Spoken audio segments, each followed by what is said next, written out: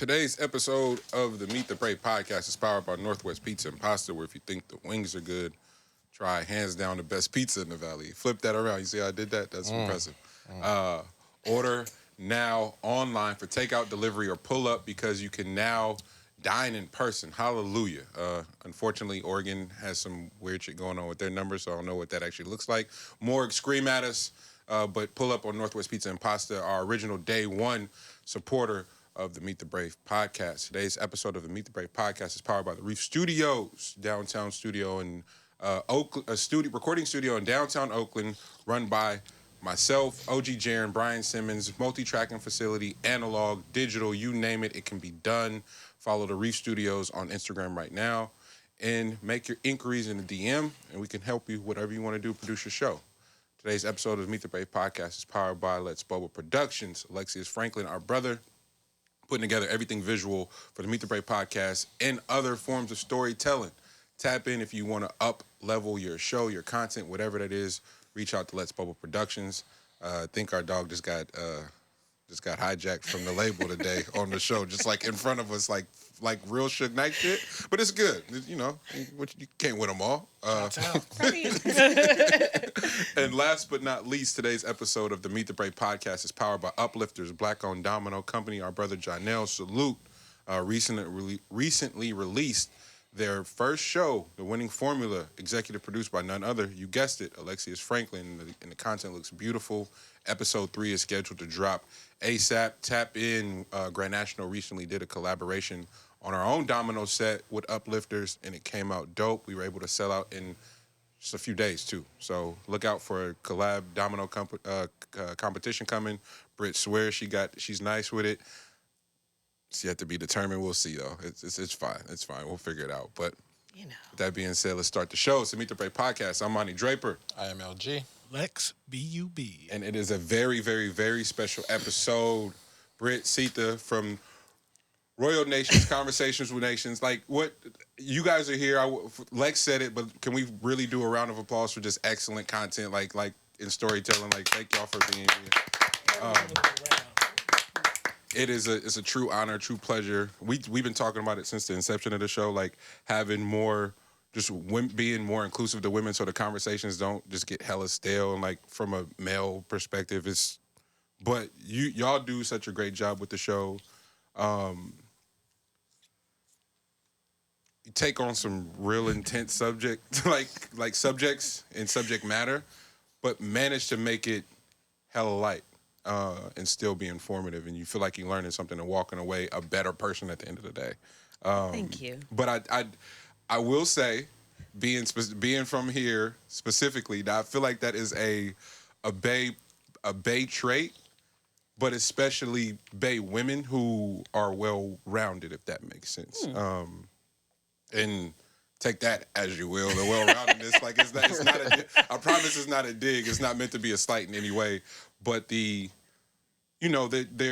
are, that I imagine we all have partners who ain't never left the block, ain't never left their circumstances, and so tend to have one way of thinking about the world and are not necessarily afforded the privilege of balance. And then the other side, the homies who don't have any access to the hood at all and were raised on the other side of 580 or and never had to come down, like they don't have any balance at all for that matter either. So I'm encouraged by the balanced voices that are now stepping into spaces, because it was always one or the other. Mm-hmm. It was either somebody saying some wild, foul, ignorant shit, or somebody that was saying some wild, ignorant shit on the other side that was completely dismissing the other person's like experience, or just the conversations lack empathy. Yeah. And no matter what happens, no matter what the topic is on Conversations with Nations, there is empathy in the thread, in the through line of the show. Appreciate that. I'm skipping steps because y'all always start with gratitude. So we start with gratitude today first in honor of the show. That makes so me happy. I feel like you should go first, fam. Or will you go first to set the tone so everybody knows how we're supposed to start with gratitude? Can you lead the way? Yes, I believe you should start everything in life with gratitude, because I think gratitude opens the space for both giving and receiving. So I will start by saying I am very grateful, kind of just for the Bay in general, as I'm about a week away from leaving. I've been having the time to really reflect on what's happened in the last 5 years that I've moved back here and kind of what it's given me and just the kind of that well-roundedness that you speak of, but the well-roundedness that I specifically get from being from Oakland. Yeah.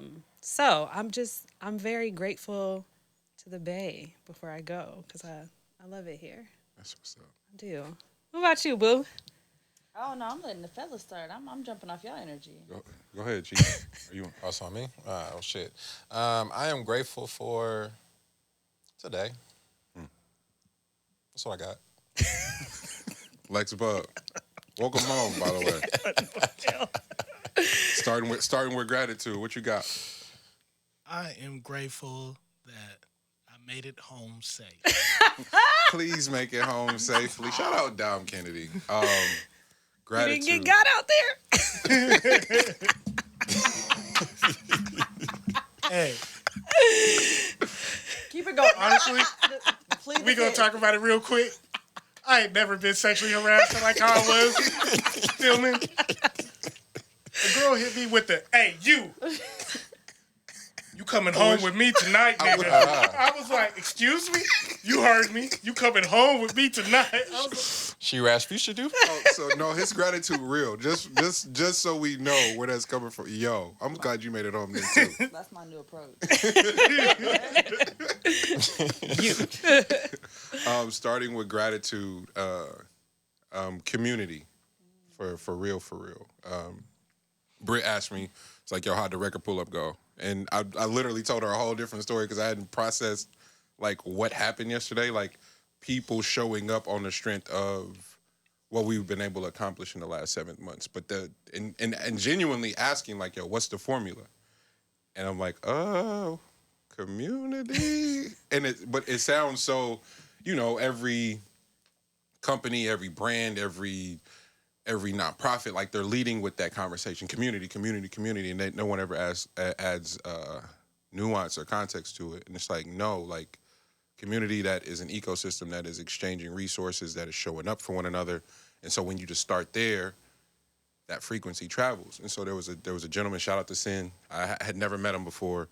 He pulled up and he started talking, and then like halfway through, I was like, bro, can I film what you're saying? Because that is the North Star for Grand National. It's like, if you're creative in any discipline, come on, because there's somebody who, if you're a graphic designer, everybody needs a logo, everybody needs a cover. Specializing in branding, shout out to D, 510 Media. Like everybody has a different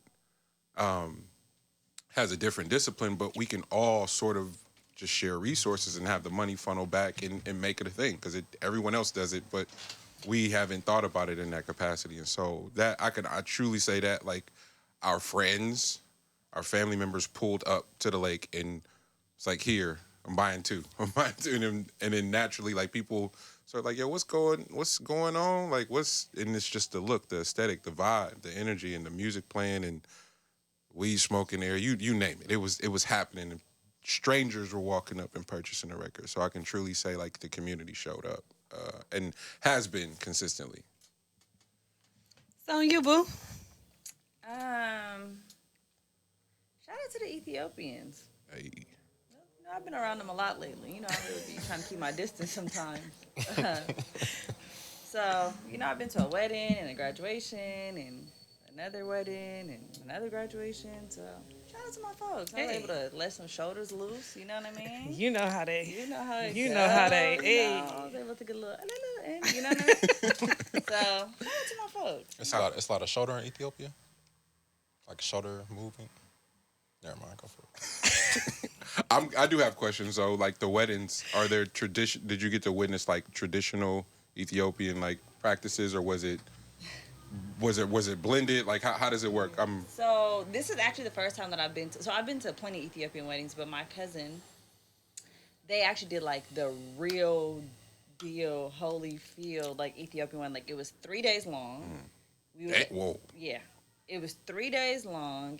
Church started at 6 a.m. all the way in San Jose. So I was up at like 4:30. Like it was like, but it was beautiful because it was my first time. I wish we could pull it up on the big screen for y'all.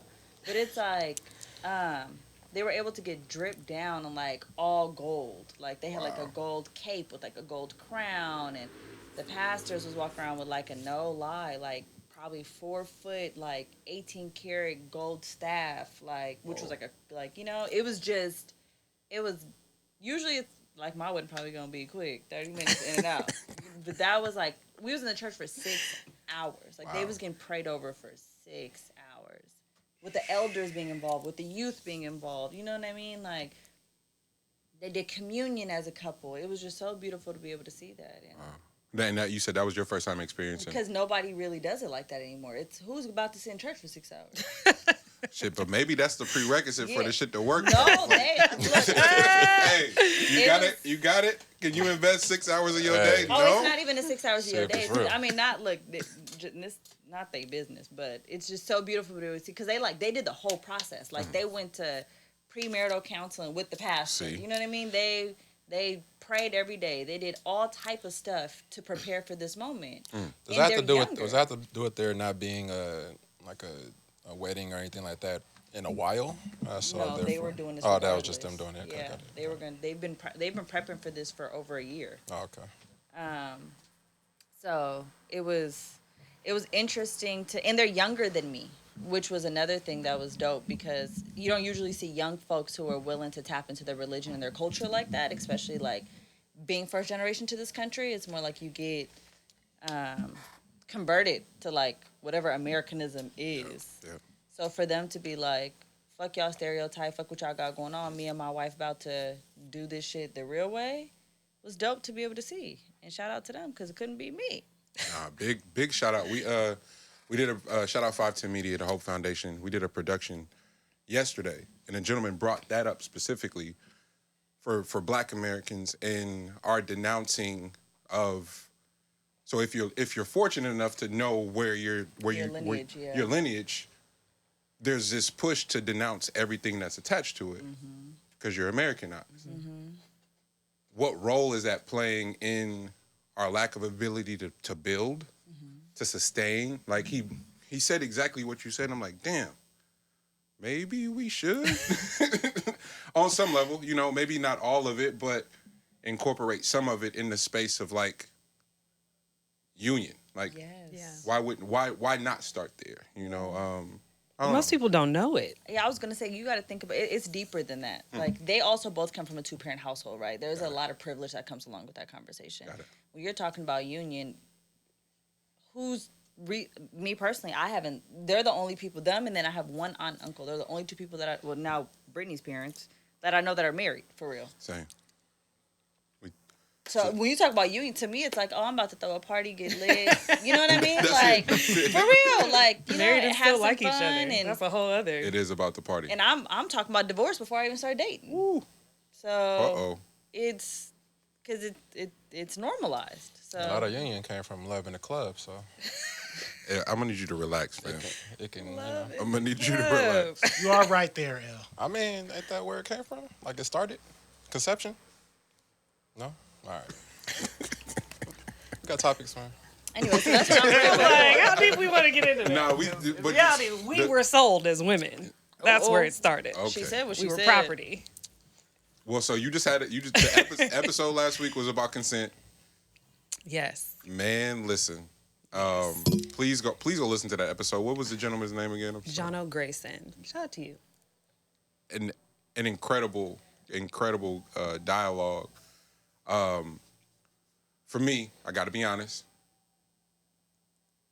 When you prefaced it that way, you're like, yo, have you learned anything about consent? And I was like, I was like it was a speaker. I was like, wait, now I want to hear this because I around the whole consent thing. Trust me when I tell you, I have struggled mightily with the conversations, and not from the women. It's the niggas. Like I didn't know niggas was that sick for real. So that's where it started for me. I was like, well, this is silly. Why are we what? You can't read the room? You got Asperger's for real? Like, what's going on? Like that was the thinking, the immaturity of me. And then once the conversation became national, and men, as men do, they sit around talking about barbershop talk, what have you, like, oh, all you niggas are crazy for real. Like, I mean, men do have Asperger's towards women though. For sure.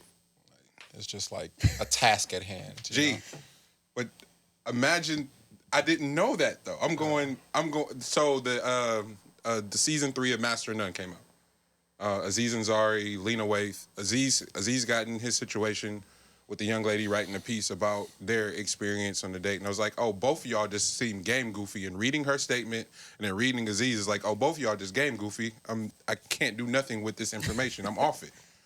That was it for me. But then the more stories start coming out about bad dating experiences, like, oh, so everybody's just goofy? Like this is what's happening? It's but bad.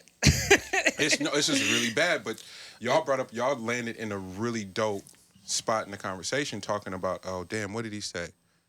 Or maybe you said it about how few men have just platonic relationships with women. Yes. And it's like, damn. And it's true. You start to see it. It's like, it's a lot. It's like, we laugh all the time. It's like, I can only be around him for so long. It's like, bro, let's go. Like, because it's like just the energy, but we all were raised by women too. So it's there's that element of it. And that has its, depending on who you ask, that has its flaws or perks or whatever. But there is something to be said about just like, hey, that's a person first that I'm dealing with, that I'm interacting with, as opposed to I want something from them. Yeah. I thought everybody had friends that were, I thought every guy hung around women in that capacity, and I didn't realize like how few of them actually can like spend a few seconds in a room with women, like before they start sweating and saying crazy shit. It's like, man, why would you say that? Like, you wouldn't say that if it was just guys. You wouldn't just say that. So what's going on? Like, is it a nervous tick? What's happening right now? You start looking at that clock and it's like 10:30, 11, 11:30. All right, how much longer are we gonna be talking? That's like the guy mentality. To tell you the truth, it's all about like women have the clock inside of them, men have a clock inside of them as well for the night. Like that's literally what it is. So it's not like gonna have a child or anything like that. It's literally we have a clock inside of ourselves for how much capacity we have for tonight, depending on the person, of course, but. Some of those are a little bit longer than others, like they can wait or they can sit within a conversation for longer and stuff like that. It depends also on what the conversation is, because you got to think about it. People aren't having real conversations. Come like on. that. So like people will talk about. You've been saying that for months now. Yeah, like all you doing is just like you're having conversations about other people's lives. How long are you going to be doing that? You know what I mean? Like if you're doing like the social media shit and all you talk about is like celebrities or other people's lifestyles, what other people are wearing, what other people are doing, then obviously y'all haven't gotten into anything about each other or anything about the people here.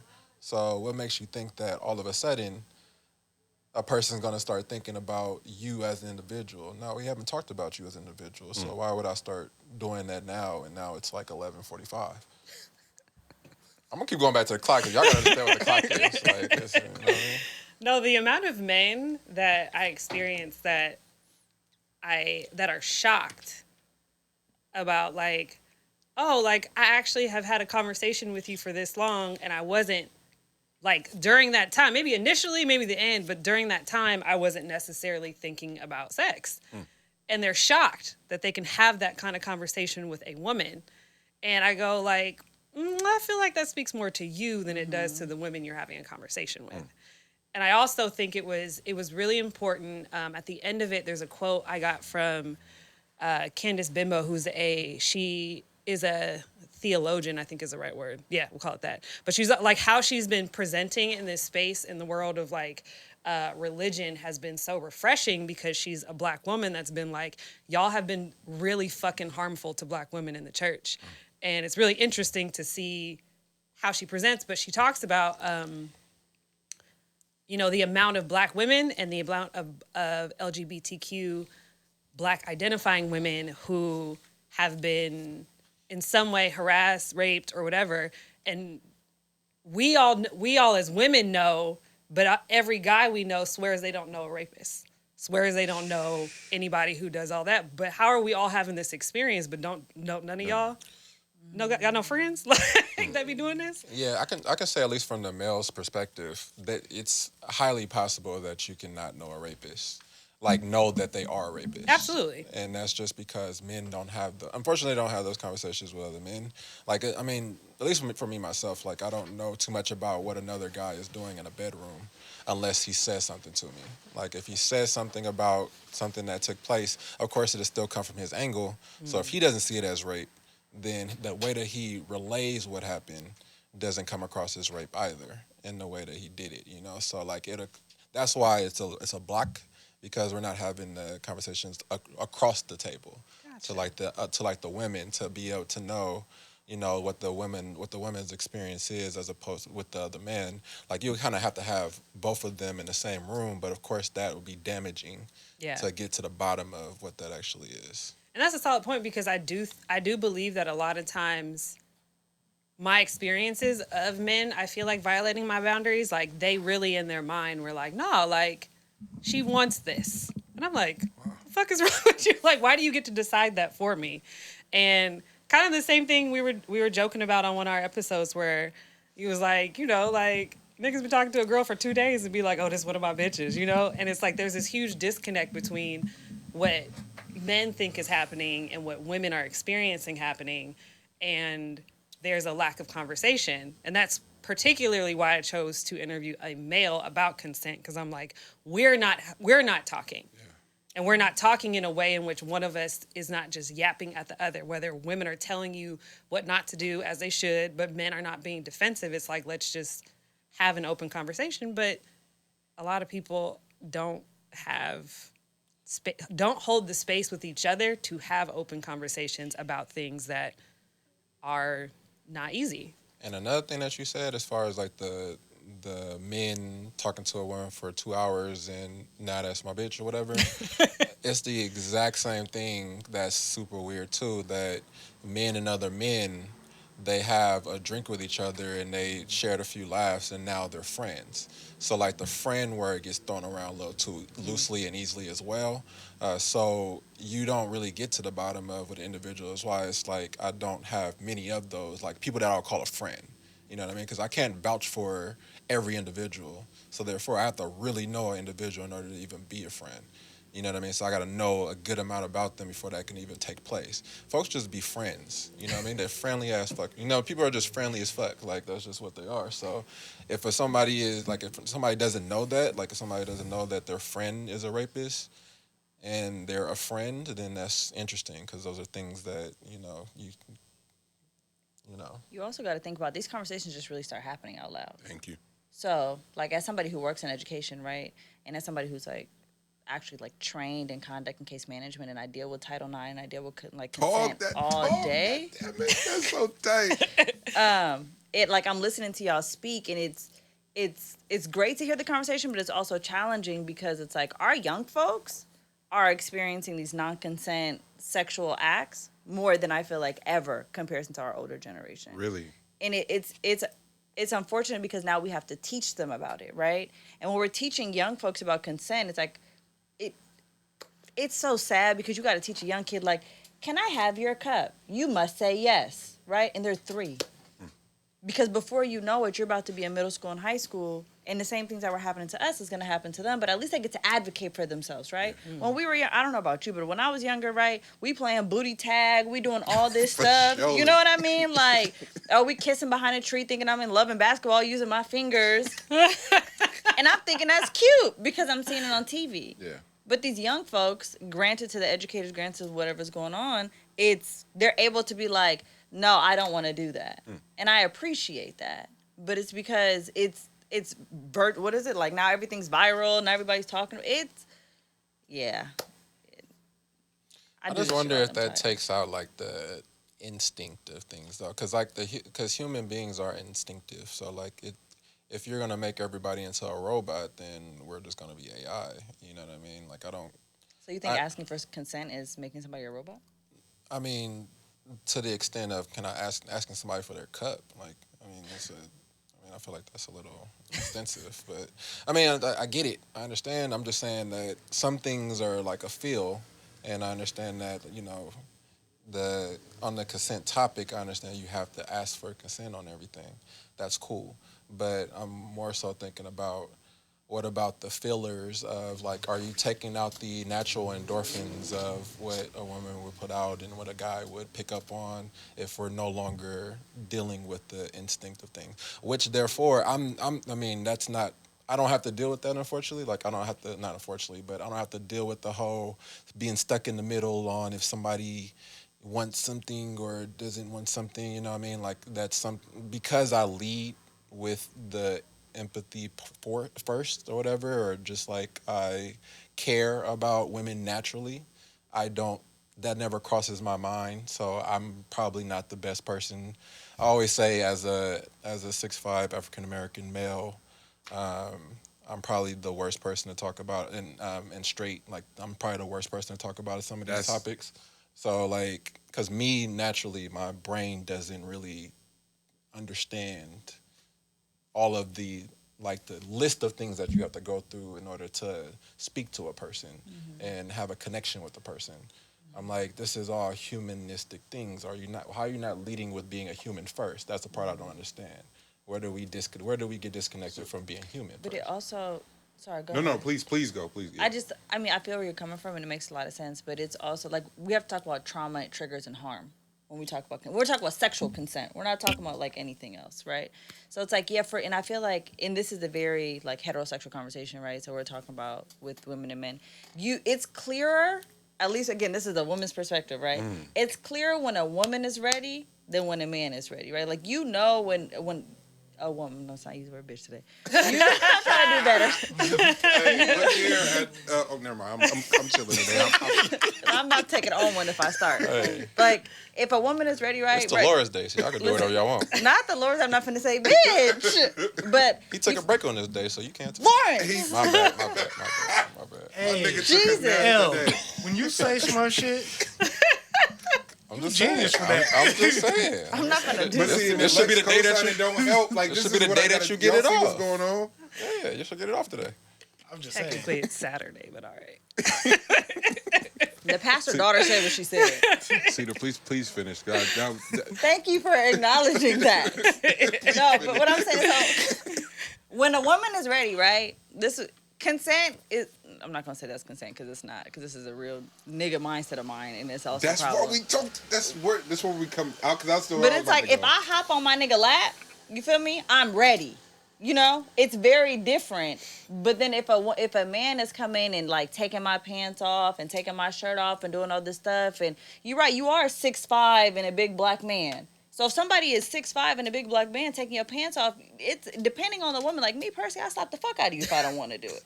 But first, another woman, she may be like, okay, well, what am I supposed to do? And and now all of a sudden, boom, you got a rape charge. But that's the. And Elle, please stop me if I'm wrong. But that is the accommodations as larger black men that we just had to be mindful of. So when the conversation, That's how we navigate the world. yeah, when the conversation of consent start coming up, I struggled with it initially because it's like, bro, I go, so I don't get killed, or so don't some Exactly. random white lady don't go, that nigga Monty whistled at me. Oh, bro, no, I'm good. Like, I got to be real clear on my interactions. Yeah, trust me, I've I'm But always had to that's be. your privilege as a black. I mean, not your privilege. That's a disadvantage of, unfortunately, of being a larger black man or a black man in general. But there's a lot of white men who come up to me on an everyday basis. I'm talking about in a complex that I live in, and it's like, oh, how you doing? Oh, you look beautiful. Da da da. Like, nigga, I will shoot you.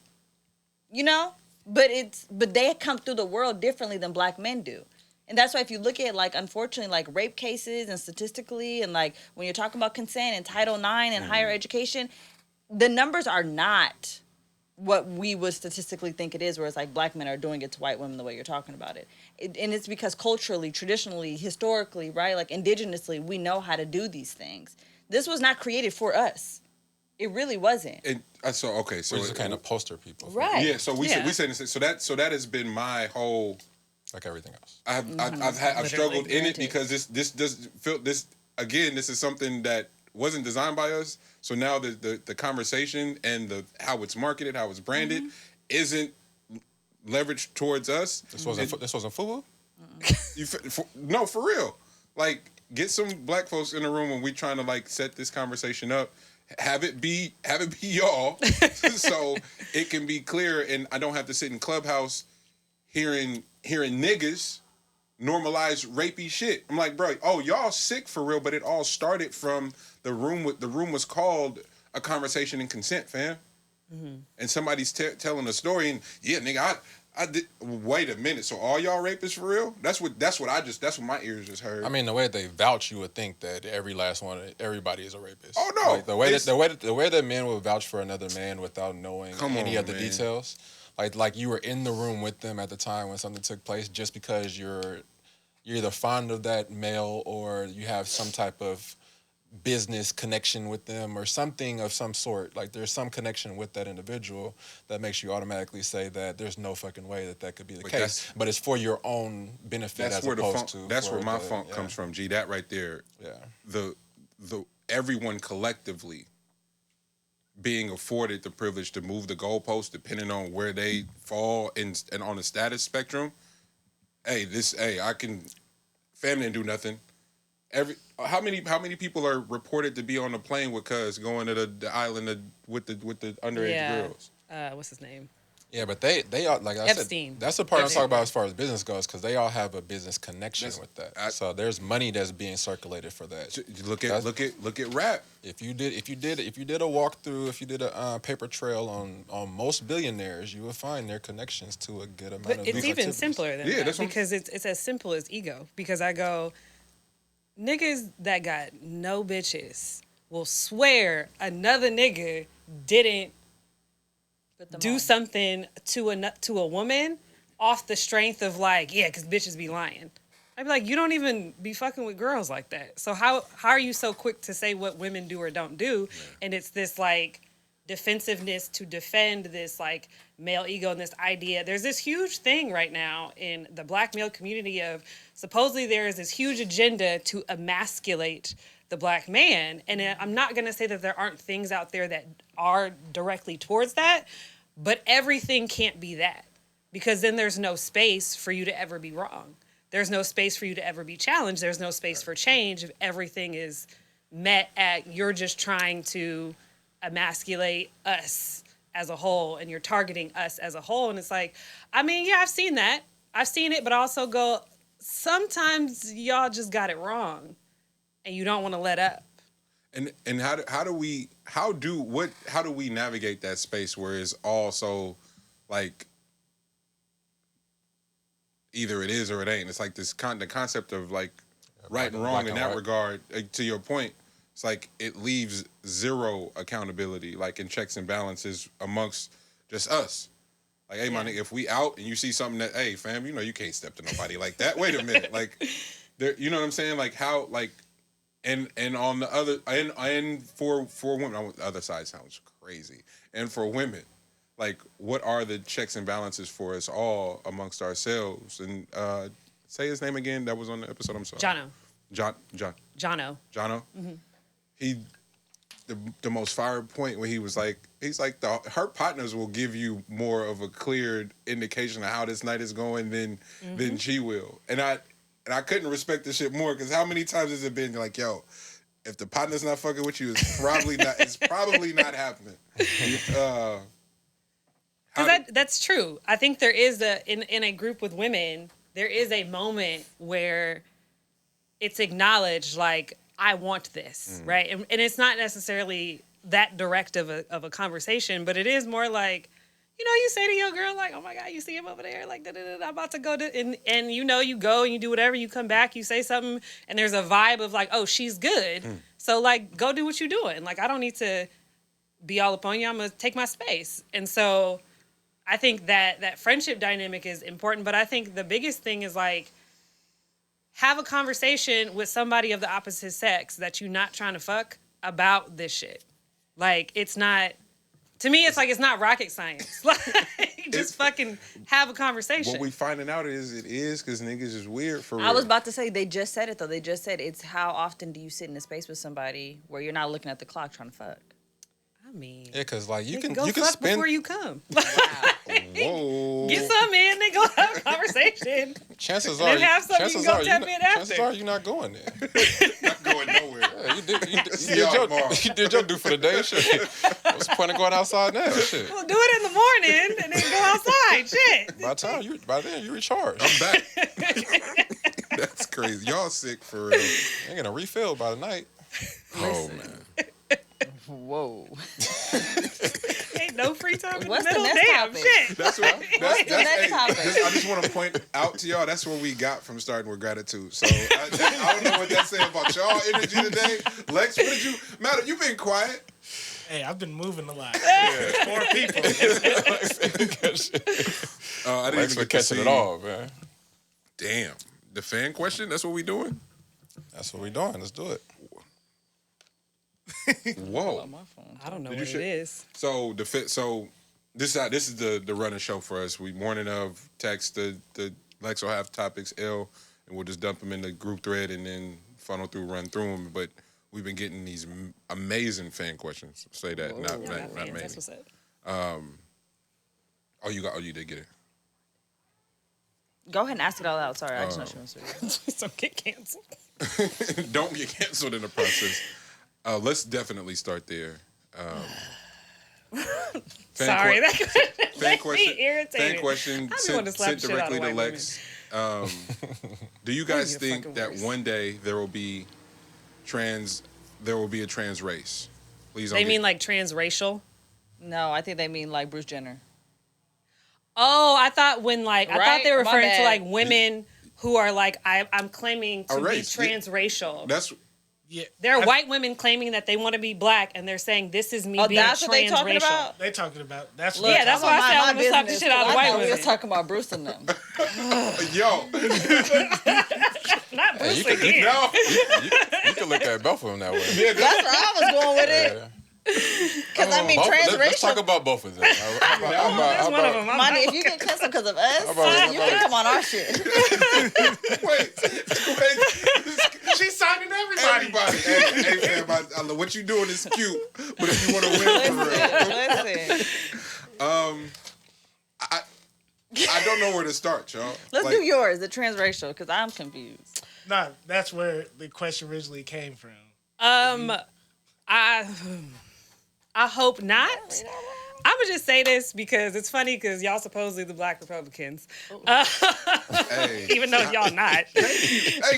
No, white liberal women need they fade. Like seriously, because Talk about it. the shit This is the same reason I feel the way I do about feminism, and I don't claim to be a feminist. I'm all about women empowerment, but I'm not a feminist because what feminism is white women wanting the ability to touch everything and nobody checking them for it. And that shit is a problem for me. You want to be able to do whatever the fuck you want to do and touch everything and not have any accountability for your bullshit. So fuck this trans race thing. You were born into it.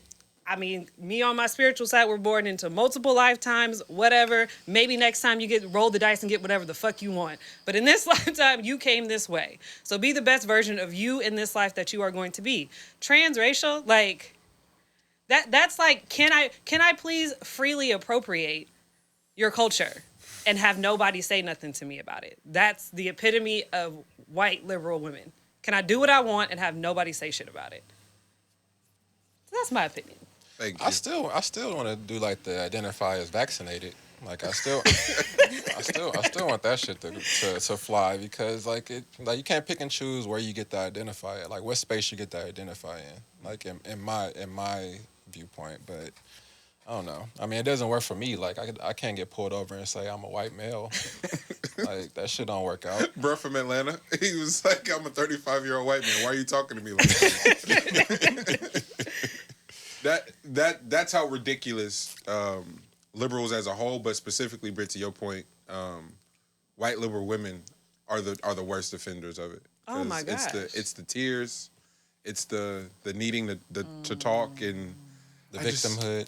I just wanna pick your brain, Monty. Are you okay? It's like, fam, stop talking to me. Like what? You can't console me, right? What are you talking about? I Just know. want to pick They your gonna get brain. canceled for real. Shit, say it. Take it. Say it. What? Ain't no Yo, Brian. Okay, so we joke about the cancel shit, but No, fam, but I'm look just at- saying, look I'm at- gonna take it Cat on. Williams say, Take man? it What on, Cat man. Williams Can't say? nobody Everybody cancel get us, canceled anyway. Man, whoever got canceled, that shit was about to happen to you anyway. Facts. You feel me? Like Facts. that shit was within you anyway. Ain't no cancel. Yeah. Cat Williams said it best. Don't Shout say out- it, shout out because to Cat. they piss me off too. Take it there. Okay, so we all talking about liberal white women. Like, I think there's no more privilege than being like a gay liberal white woman, like in the Come queer on. community. Because you think you got to fucking I'm about struggle. to say, Come because on. they lead with, oh, I'm in the marginalized community because Therefore. right? Therefore, I understand your Bitch, struggle. get outta Therefore, here. and it's like, so what happens to our first generation queer, black, trans community members? You know, Man. They on the outside looking in.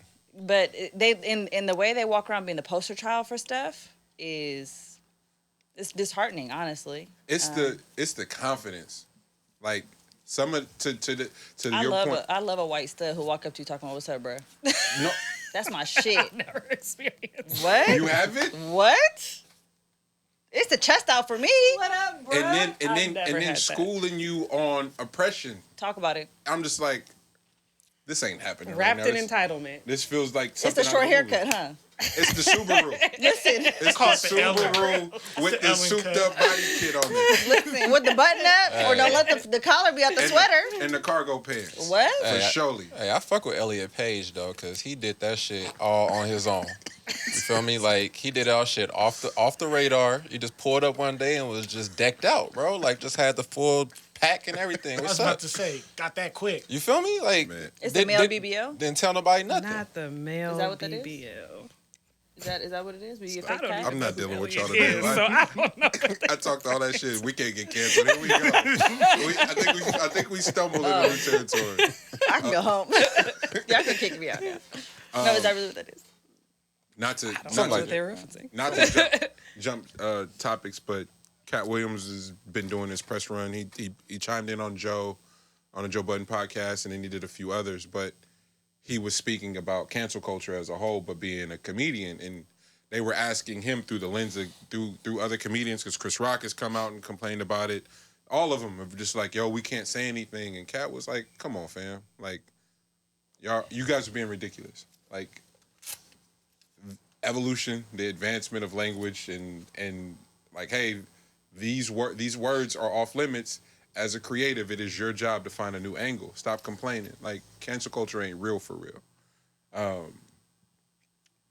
I just appreciated that answer because it felt like the people who were mailing it in were using that as a crutch or a tool to be like, oh, it ain't lit outside no more. And it's like, no, it feels like the people who are accepting the challenge and growing and immersing themselves in the conversations, to your point, with people who either they oppose their lifestyles or what have you, like they're immersing themselves in conversations to grow and learning a whole hell of a lot more and becoming more balanced for it. So I don't know. I walked away from that conversation being like, damn, I like where Cat Williams is at right now, as his mental space and whatever art may ensue from that. But how do all of y'all feel, especially you, what you're about to get into, like cancel culture for real? Does that even register to you when you're creating or writing? No. And I know that sounds insane. Thank but you, Lex. It's just like, for me, I know in my heart I'm not coming from a place of like anger or like whatever those feelings are. Like, it's really from a creative place. And whenever I'm writing as any character that I decide to write as to help with this story, and after I get done reading, I usually send what I wrote to certain other people, and I ask them from whatever view, like if I'm writing as a female character, for example, I'll let Kendra read it, or my homegirl Monica, and I'll let other dudes just to see how that conversation feels. Does it feel real? So for me, it's like, I'm just going to create. Yeah. And then it goes from there. And I feel like whenever you create anything, you're supposed to feel something from it. So if everybody's just always worried about getting canceled, then what are you creating that's going to actually help affect people. Because growing up for me, there were certain things I watched, and it affected me a certain way. And if they were scared of cancel culture, they wouldn't make that same thing. As far as like a movie like Kids, for example, that movie That was wild. Yeah, it fucked me It up. was wild. Not a chance that I was about to make. But yeah, so that's for me. Do you feel that way now because you have been creating for a certain amount of time, or have you been that way since the inception of you being a creator? For me, it's always been like that. Okay. Like, and I have conversations with other people who create, and they're like, "Nah, you can't just think like that. You shouldn't be thinking that you should just create freely." And I was like, those two things to me are an oxymoron. You can't create freely. Like, how does that sound? It don't sound right to me. Creating freely. Yeah. Like, one of my close friends who also wants to be a creator, but he's been in this hard mind block on creating. And the one thing he keeps telling me is, you shouldn't feel like you can create freely. I said, that's probably the reason why you're not creating anything right now. It's because you feel like there's all these rules and restrictions on what the people are telling you that you can create and not create. Yeah, you got to be able to play first before you start looking at the rule book. Like, man, why the fuck are you looking at the rule book already? I think that has something to do with like your self growth though, because speaking personally, as someone who I didn't start doing anything creative, which the first thing was my pod. Literally, I hit a year in March, and Real shit. We know the statistics, so I was going to lead with that, but for real. But it's, as I'm growing as a person, part of my personal journey is getting to a point of unprogramming. And part of that programming is to stop caring so much about how other people think and feel. So, like, I agree absolutely what you're saying, but I also know personally I'm in a space where I'm actively working on trying to get there. Because the other part, for me personally, in my experience is like, we talk about, like, I'm the daughter of a pastor, and my whole family is in church. And so growing up the entire time, there's this huge emphasis on don't do some shit publicly that's going to disrespect the nation name. And I remember when my sister did something one time, my parents literally made her go apologize to like my grandparents and my uncle, some shit that didn't have nothing to do with them. And so there's this program inside my brain of like, you have to care so much about how everybody else perceives you.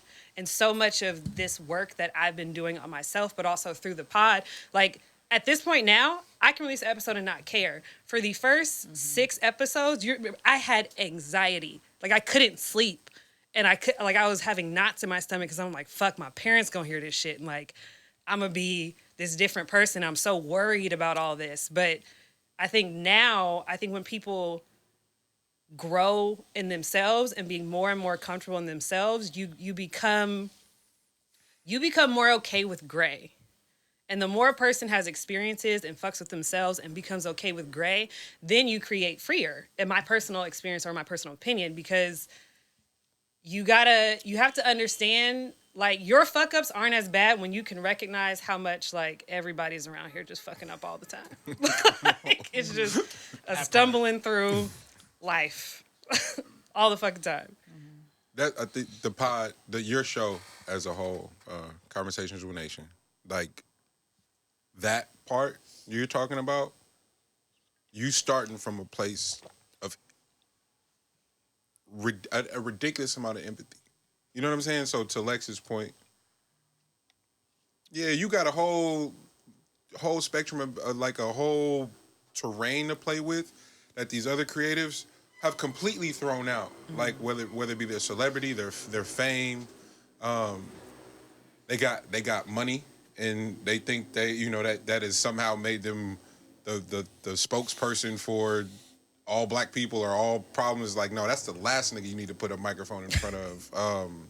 Whether it be their money, their celebrity, their status, is like somehow, some way that became that person's a black leader. And it's like, fuck no. Couldn't be any further from it. And to Cat Williams' point, it's like, no, just say you're not talented for real. You don't have nothing to say, but don't say I got writer's block or everybody ain't fucking with me or it's cancel culture. It's like, no, you don't have anything important to say. Yeah.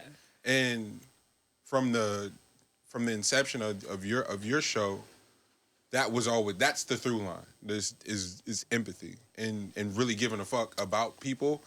And that's why you can have these conversations and say, and that's, bruh, y'all fully had like it was probably like 2.5 minutes of laughing within having a conversation around rape culture. It was the Yes, it was the funniest so shit. I was like, about bro, that. this is hilarious. I feel crazy for laughing, but what you want me to do? And I think that's what Cat Williams was talking about, is like, if it's from a genuine spot, you're afforded that, because anybody that heard that, there is no flipping that. There is no just taking a snippet of that. Oh, cancel them.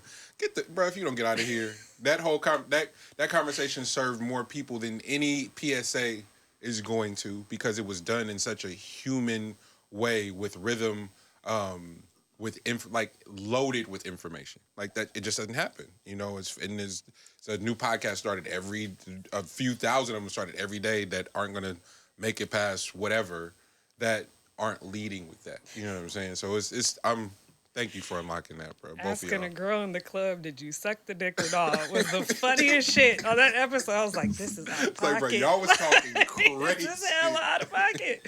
I was like, it's real though.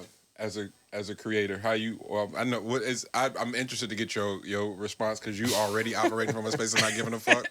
This nigga fully told OG that, hey fam, we recording up here. What y'all recording? Nigga, we might rap today. We might do anything, but you gotta turn that down. Hey man, take that shit down the block. You ain't gotta turn it down, just go down the block, my man. Vibe out. But I mean, yeah, that's naturally my mentality anyway. But I could tell you, like, the most freeing thing for me was going to jail. Like, it don't get more freer than that for me. Like, that once that happened, it was more so like, shit. It ain't nothing else I can, like, be, you know, I can't be perfect now. Like the perfect shit is off the table. You feel me? So like when that took place, that was like a freeing thing for me. So, huh? So L got the funniest jail story in life, my nigga. That's my worst fear, nigga. Skinny jeans and fucking Yeezys on. I don't want to get busted that way. I'm sorry. Hey, they kidnapped me like it was a trafficking deal, bro. Like, they came with the van on my ass. Man. Come here. Now they did like a siege of like all of East Oakland basically. So I got wrapped up in the whole underground shit that was going on that they figured I was a part of. But anyways. But yeah, just going in there, and like the first thing I was thinking about was like, okay, shit, once my parents know this, then they basically know everything about me. So I could say and do whatever the fuck I want to do in the open now, because I've gotten that part off of me. Like, that part is off of my shoulders. Of like, I'm the firstborn, you know, so I naturally, and the next one was, you know, 5.5 years younger than me, so, and I have, you know, hella siblings, so it's just a matter of, at that point, being a father type figure to the rest of the siblings, you live with a certain level of a chip on your shoulder on just being perfect, you know, doing everything perfect, doing everything first, you know, guiding the way and stuff like that, direction and stuff like that, you know, all that stuff is coming into play. So when that took place, it was just like, shit, well, I'm not perfect, you know what I mean? And that was the first time that I was able to just like excel and be like, I bet now I could fully be myself, you know, because I've been doing all my shit. I've just been doing shit anyway. It's just a matter of if like, I would have to put, you know, like fucking cologne and perfume over the shit, the stench of everything that was going on. But now it's like, hey, I'm a human being, so bet, you know, like I could do whatever the fuck I want to, and then that allowed me to actually live a full being life, you know, once that shit was in the open. So. Sita, how you feel? So as an educator, creator, like you both of y'all serve. It's that's a minority group for real. Navigating that, couldn't even imagine, but having the nerve to speak publicly. Yeah, black people going to education is different, yo. How did the freedom, like, how do you make sense of it? If you do, or are you still like trying to solve the puzzle? So I navigate the education in a very free mind space. I really don't give a fuck about education as a whole, honestly. I'm in the process of writing my diss right now, my dissertation, and my whole dissertation is on how to like debunk the educational system. So dope.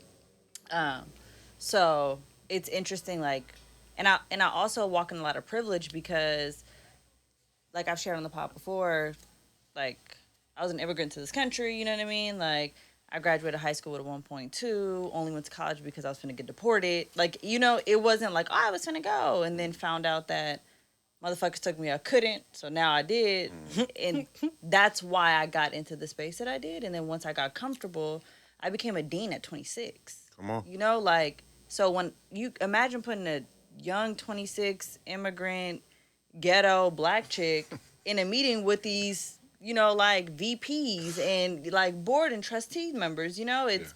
I walk into my meeting with my Yeezys on and my grill in my mouth. That's damn near double your age. Yeah, like double. It's like they what? Yeah. They old. Yeah. With a scarf on sometimes. Yes. She said like I literally would walk. I walked girl. into my office with a grill and with all diamonds in my bottoms and some 12s on, and talk my shit. I'm so proud right now. I'm so proud. So it's like that's how I navigate the world, though. Yeah. I think I will put. And it's not that I don't respect my job. I respect my job fully. I appreciate it, but I will put more into my physical appearance probably coming here before I come there because y'all expect something of me. Wow. So it's to show you that let me fit your criteria in your head, right? And having my grill, my teeth in my mouth, but let me also tell you that I'm more educated than you. Let me put my letters on the table. Well, what you got? That's her motivation. Yeah, like because you have to learn. I was thinking about this the other day about how you process like trying to, okay, let me take a step back. I think so much of because you know how my brain goes and how neurotic I get. I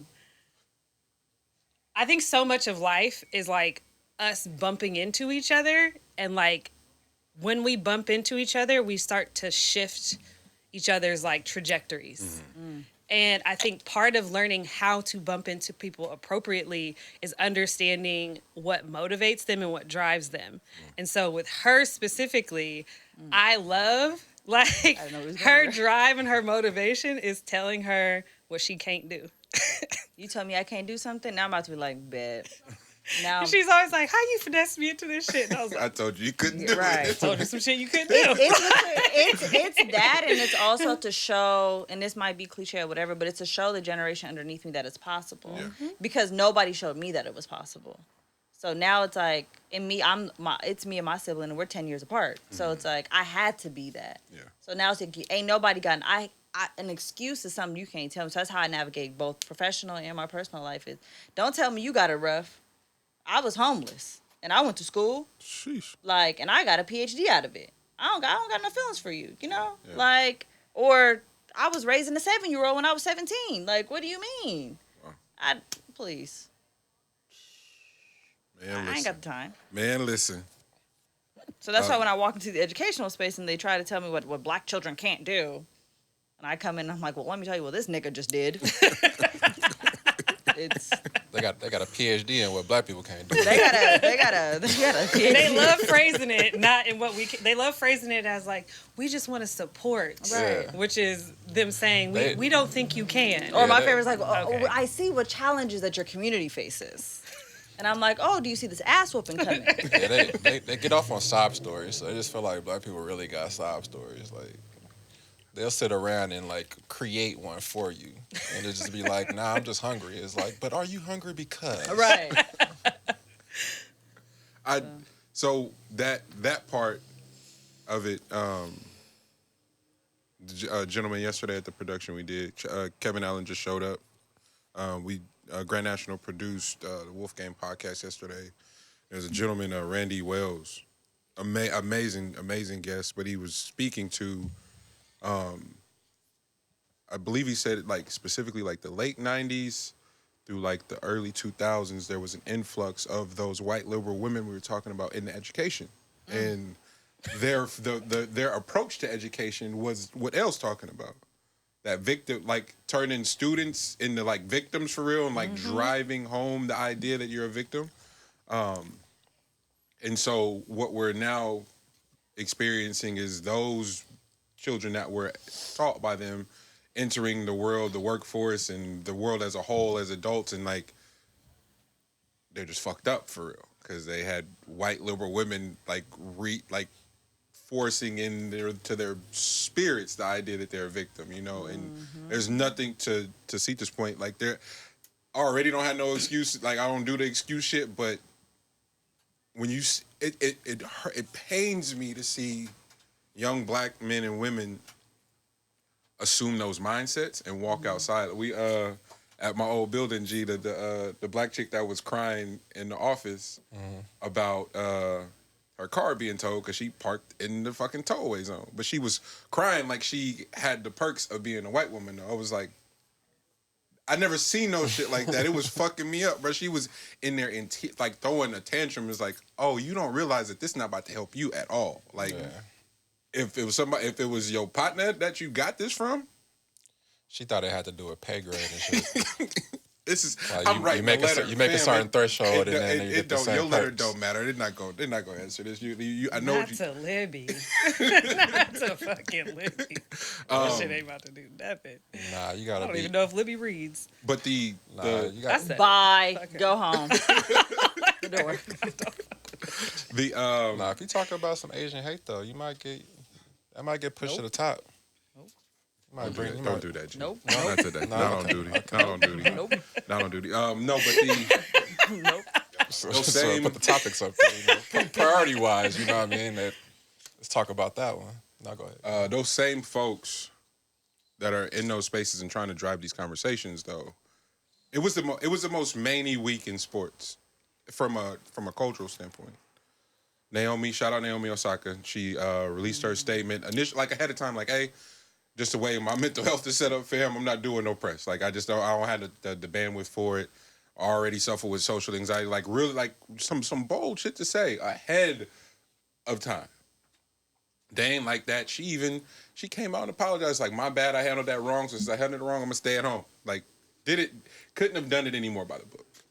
So there was people that were mad, people that were applauding her. It was everyone was there. Anthony Davis literally pulls his growing, and everybody gets on the internet like, you old soft, fragile ass nigga, street clothes. What? Street clothes, Davis. So then, cause you telling me I can't do something, I'm about to play. Shit, would have been me. And hurts itself even more. And got hurt even more. Let me tell you, I would have done it. No. Everybody would have done it because the internet culture. It's like, but which one is it? It was the same people. Oh, Naomi, you so brave. Like literally, if you go look on certain people's timeline, Snoop, I love you, but you sick, bro. I'm so proud of Naomi. Oh my God! And then literally his next post is so soft ass nigga, man. I miss Kobe, bro. Wait a minute, that is nuts. So you gonna bully, bro, in over basketball? Yeah, but I don't think it was internet. I think it was for sure Charles Barkley and no, it was for like it was the names inside the peer group. Yeah, no, for sure. It was Charles Barkley. It was Stephen A. Where Stephen A. is probably the nastiest because Stephen A. bullied him beforehand off the Charles Barkley thing, and then he played, and then right after the game he was talking about there were people within the camp that we're not gonna say who it was, but was definitely clamming and forcing him to play that night. It's like, no, the people are you. The people are you, sir. Like, you got the loudest of voices in sports, bro. Like the shit was you, bro. But like, you know. But internet for sure though. Internet for sure. And the only reason I use the internet, G, and I shouldn't generalize it like that and be more specific, but the Charles Barkleys and their platforms leaks into the internet. They're all a part. It's all because that's where they're kind of getting. That's because people don't. People they grow up in the online news cycle, so they just get probably 30 seconds to a minute of information, and then they're posting something. The mental health conversation for Black folks, this publicly is new. Everybody's acting a little bit more informed than they are. They're using terms and they're misappropriating terms. Listening to Joe Budden talk about mental health is the most. I literally get sick. Because I want to listen to the show and support, but it's like, bro, what are you saying right now? Like, do you Like if you suffer from any form of mental illness, bet. But appropriating it like this is it's just sad. It's really sad to see. But it's not just him. It's a lot of spaces that are doing it. But in particular, the collective conversation amongst Black folks and trying to advance in that space and and share our experiences of therapy and encourage people to go seek help. Like, how are we justifying, again, to moving the goalposts morally? How are we justifying literally doing both in the same? That should happen in like less than a 24-hour like news cycle. I mean, to be fair, they did it to Naomi too. Like, yeah, there was a... No, I'm starting with Naomi. They did it to her, yeah. Okay. So we're putting them in the same boat as far as... Okay. Like how can one... If we use Stephen A. Stephen A. applauds Naomi. Oh, got you. Okay. And then turns around and go, Anthony Davis, you soft. Got it. Skip Bayless called Paul George and Kawhi Leonard dumb and dumber. Fam, this isn't journalism anymore. You're not just covering sports. You're attacking people. And... it's good. We normalize it, accept it, and even chime in on it and make it a part of the culture. So it's like, as we try to advance and include all these things in our reprogramming, like wherever we are in that sort of process, we can't even really like fuck around and get on the same page as a whole. But I think it's because anybody in the public eye in any realm of entertainment in sports is seen as a product first. They're not a human first. They're a product first. You're a product for my entertainment first. And so even with Naomi, it's like you were a product, everybody was mad, and then they're like, oh, well, now let's care about this human. And I think with sport, I mean, it happens with sports all the time, and especially with men, like there is even more of this sense of like you should, it's a very like shut up and dribble. And the crazy shit is we got really angry about a white woman saying that without acknowledging how frequently we do that to our own people. Come on.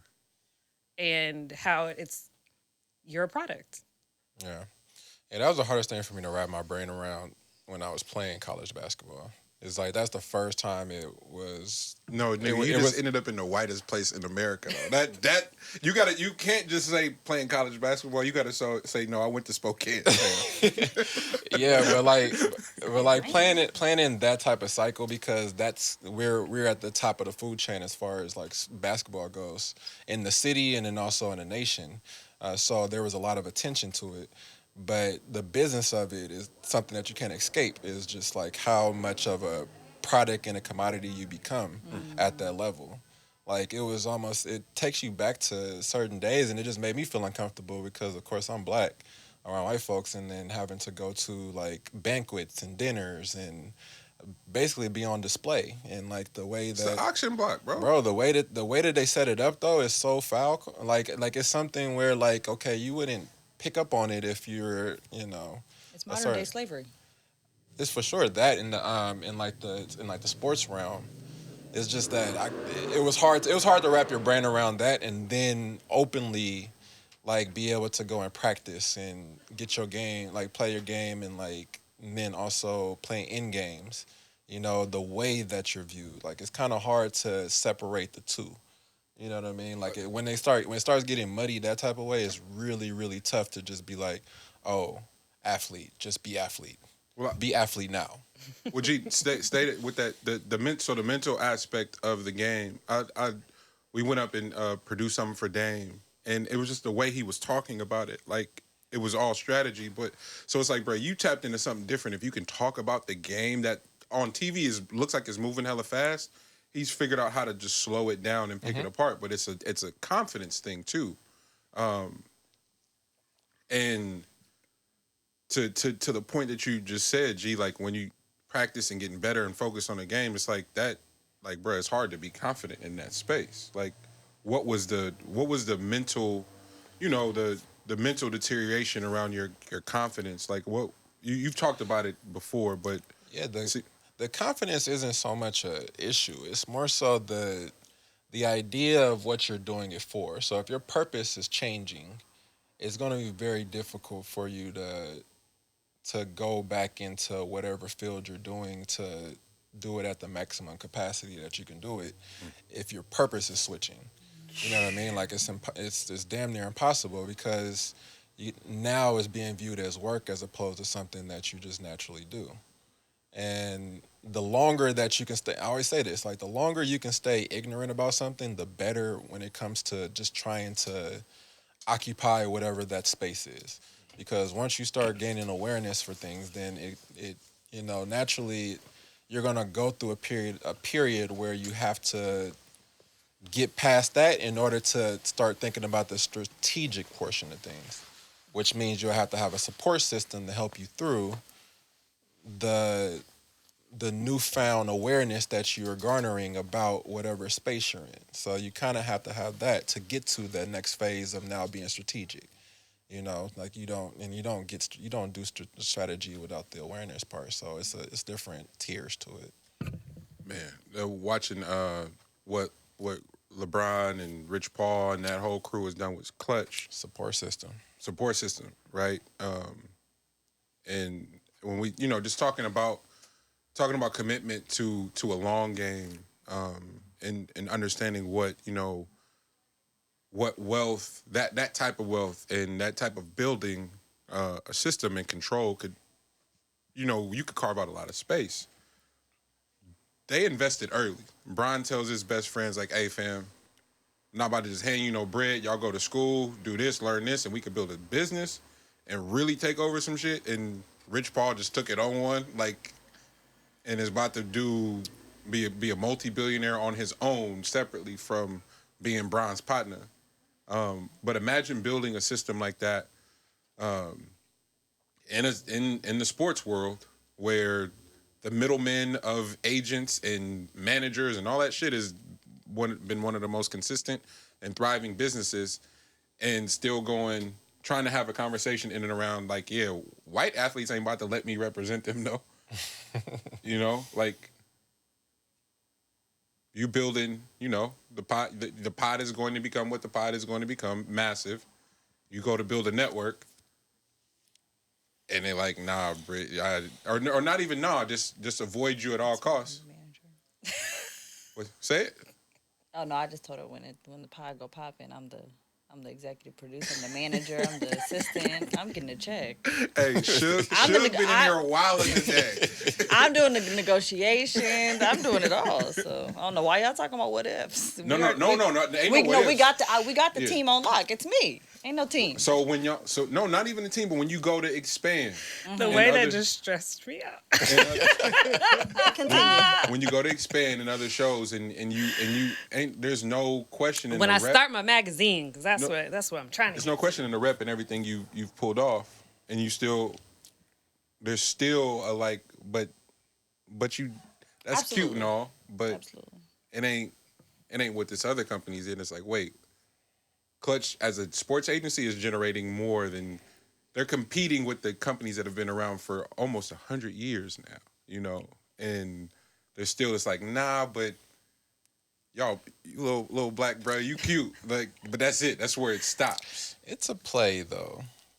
I respect Rich Paul for the play, but to be truthful, would you it's like what Jay said, but would you rather be Rich Paul that can get any and all black athletes, or would you like to be the white agents that are struggling now to get the black athletes when 70% of the landscape is black?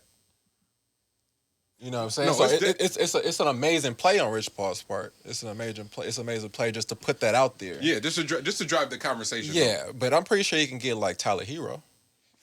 No, they got him. Though. That's what I'm saying. Yeah, that's what I'm saying. So like it's gonna be specific white breads. Like you don't even want, like, who do you want? You don't want Porzingis, bro. I don't want Porzingis. But I think the point, because that conversation was a lot longer than the excerpt that was pulled. Yeah. It was talking about eventually landing in positions of ownership where the faces of the league are predominantly black in that capacity, and there's like not one single black person a part of ownership of any team, and specifically talking about the NBA and NFL. It's not any for miles, you know, not even any prospects. It's like what has to happen. And that's the part that it's gonna be rough because that's a gentleman's club, and it's just like trying to join a golf course. You know, like it's a gentleman's club. Like it's not like that's a standard that's already put in place. Those folks would have to die, and their children would have to overly fuck with you in order for there to be a change of guard like that.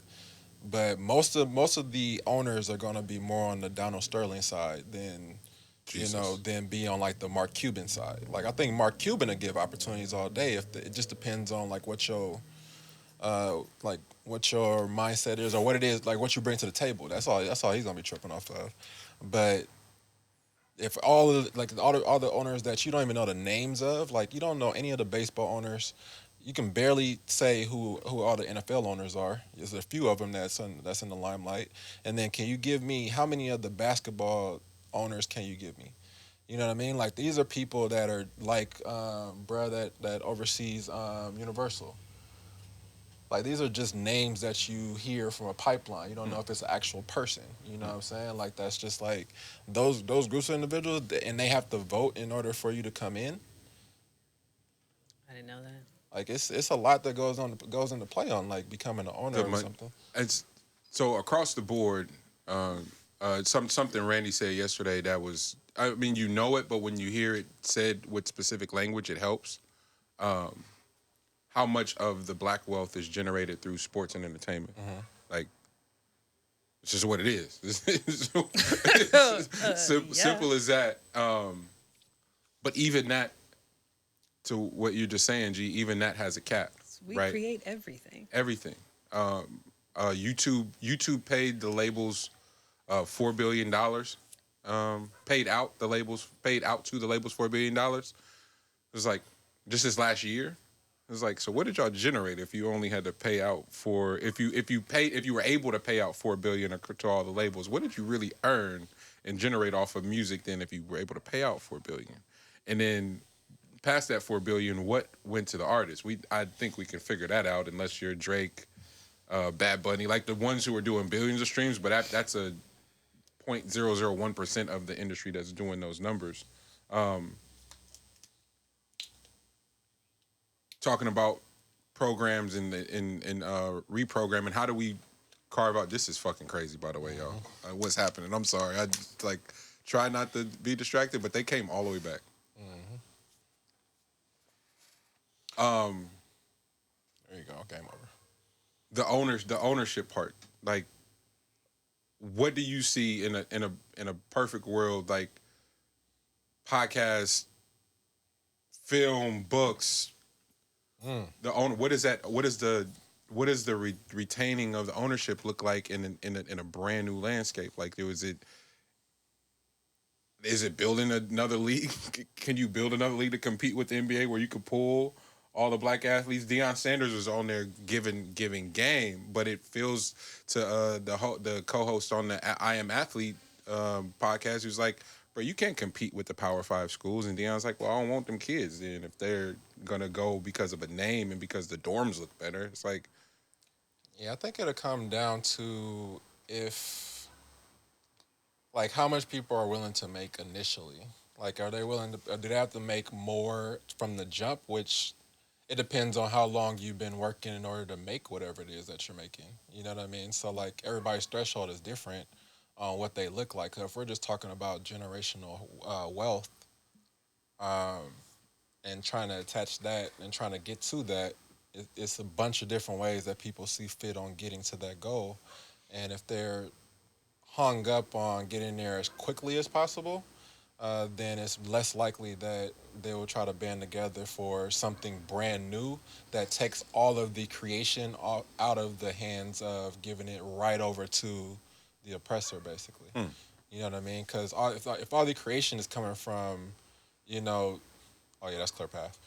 But if all of the creation is coming from, people that haven't had it and they had to come up with it, then why are they so freely and willing to hand it over And that's because of the position that people already occupy. You can bypass that and keep it small, or keep it in, an independent space with other individuals that can bubble that up too. But it's just going to take longer. Just take longer. You know what I'm saying? But that's just like, that's going back to circulating the dollar, but that's really what it comes down to. The reason why it doesn't is because there's things already in place. So it's just faster. So it's faster as opposed to, snail's pace. Having a completely different vantage point. Rabbit or the tortoise. Of the education system. Is there a value, like a actual play for that system to be deep to your dissertation? Have you uncovered that play? You don't have to. You don't have to say for real, but if simple yes or no. Yeah. There is. Yeah. Are you optimistic ain't the word because you're doing a whole dissertation, so it's not an optimistic thing. Like the execution of that. Is it going to take a lot of resources, or do we have access to the things you would need to pull that off?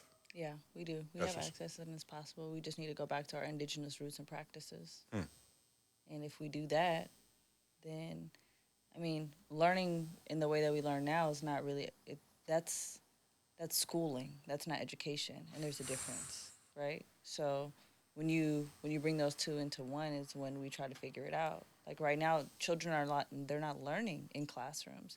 They're becoming sheep, they're becoming robots. You're being told where to stand in line when it's time to go outside to go have recess. And you're being taught by one individual. When if you think about where's the most that you've learned, I'm sure it's actually at home, right? It's within your community, it's within your tribe. Yeah. So if we're not tribal learning, then are we actually retaining information? No. It's not even the way that like white America has made us believe like the reason our kids are not learning is because they're not in the history books. Like, no, our kids are not learning because our bodies, ancestrally black and brown students are not meant to sit in a space for 8 hours a day. Come on. So, and that's the same reason why I think that we're not successful in the work field. That's why we have so many entrepreneurs, right? That's why we have so many people who are independent. It's because of our ancestral roots. It's not about black people can't keep a job. It's like, no, ancestrally, indigenously, we're not meant to be in shingles. We're not meant to be tied down. So how do you expect for us to be successful in this colonial thought process, right? So that's why whenever I have children, if God will, like, my children are going to be taught at home. Yeah. They are going to be. And if for any reason I do got to send my kids off to school, best believe they mama with a PhD finna come in there and slap the fuck out of everybody for teaching my kids something wrong. Like, when you start, so when you began your dissertation, did you start with this lens? Yeah. No. No, not at all. Would you if you don't mind me asking? Yeah. Where'd you start? Where did you start? I started with gun violence and its relations to student success rate out of middle school and high school, and why there's so many students who aren't like graduating. And all of this is related to my life, right? Like, okay, I experienced a whole bunch of gun violence. I witnessed people being shot and killed in front of me. Is that maybe why I didn't graduate from high school, right? And then I start to think about, but like, why was I in those places to begin with, right? When you're unpacking something, it's like, why was my family and I in these situations, right? Why is it that my counterparts were able to be successful, but I wasn't? So when I was able to dial back those things, I was able to sit back and be like, I'm not the problem. Yeah. But I've been told my whole life that I am the problem in the classroom. But there's no way that, I don't mean to keep throwing my accolades out there, but it's like... flex, bro. That's what this shit for, man. Dang. But it's more like for you to have told, like, I'll get there, but like for you to have told me I wasn't going to be successful, but look at me now. Yeah. You know, like I was telling Nation the other day, I had bumped into my middle school teacher who dead ass looked at me and was like, you're going to either be dead or pregnant by the time you're 21. Jeez. Like, dead to me in my dad's face. Jesus.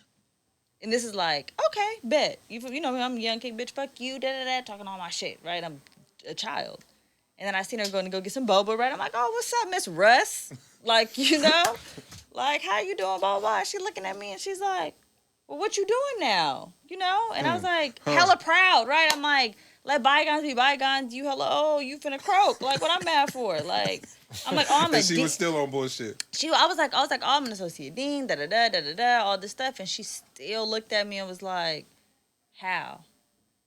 Literally, it wasn't like congratulations, it was nothing. It was like, how? And my literal response was, my tribe. Like, my tribe is why I'm where I'm at. I didn't get into grad school because, no cap, like, I didn't get into grad school because I was smart. I got into grad school because I met a community member who put me on to somebody that was like, if you do X, Y, and Z, you get to be put on. When I left undergrad and I had to go stay on people's couch or my dad, whatever, you know, like, I got put on because of one of my tribe members was like, I got a job for you that's going to give you free housing because you can't survive right now and put money in your pocket. Wow. But to do so, you got to get a master's. Oh, you just put me on. Bet. What, I got to go to school and you finna pay for my rent? Say less.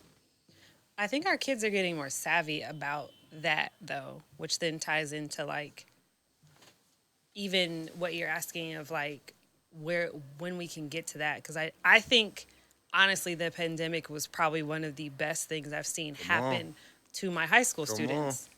Because they all started hustling. And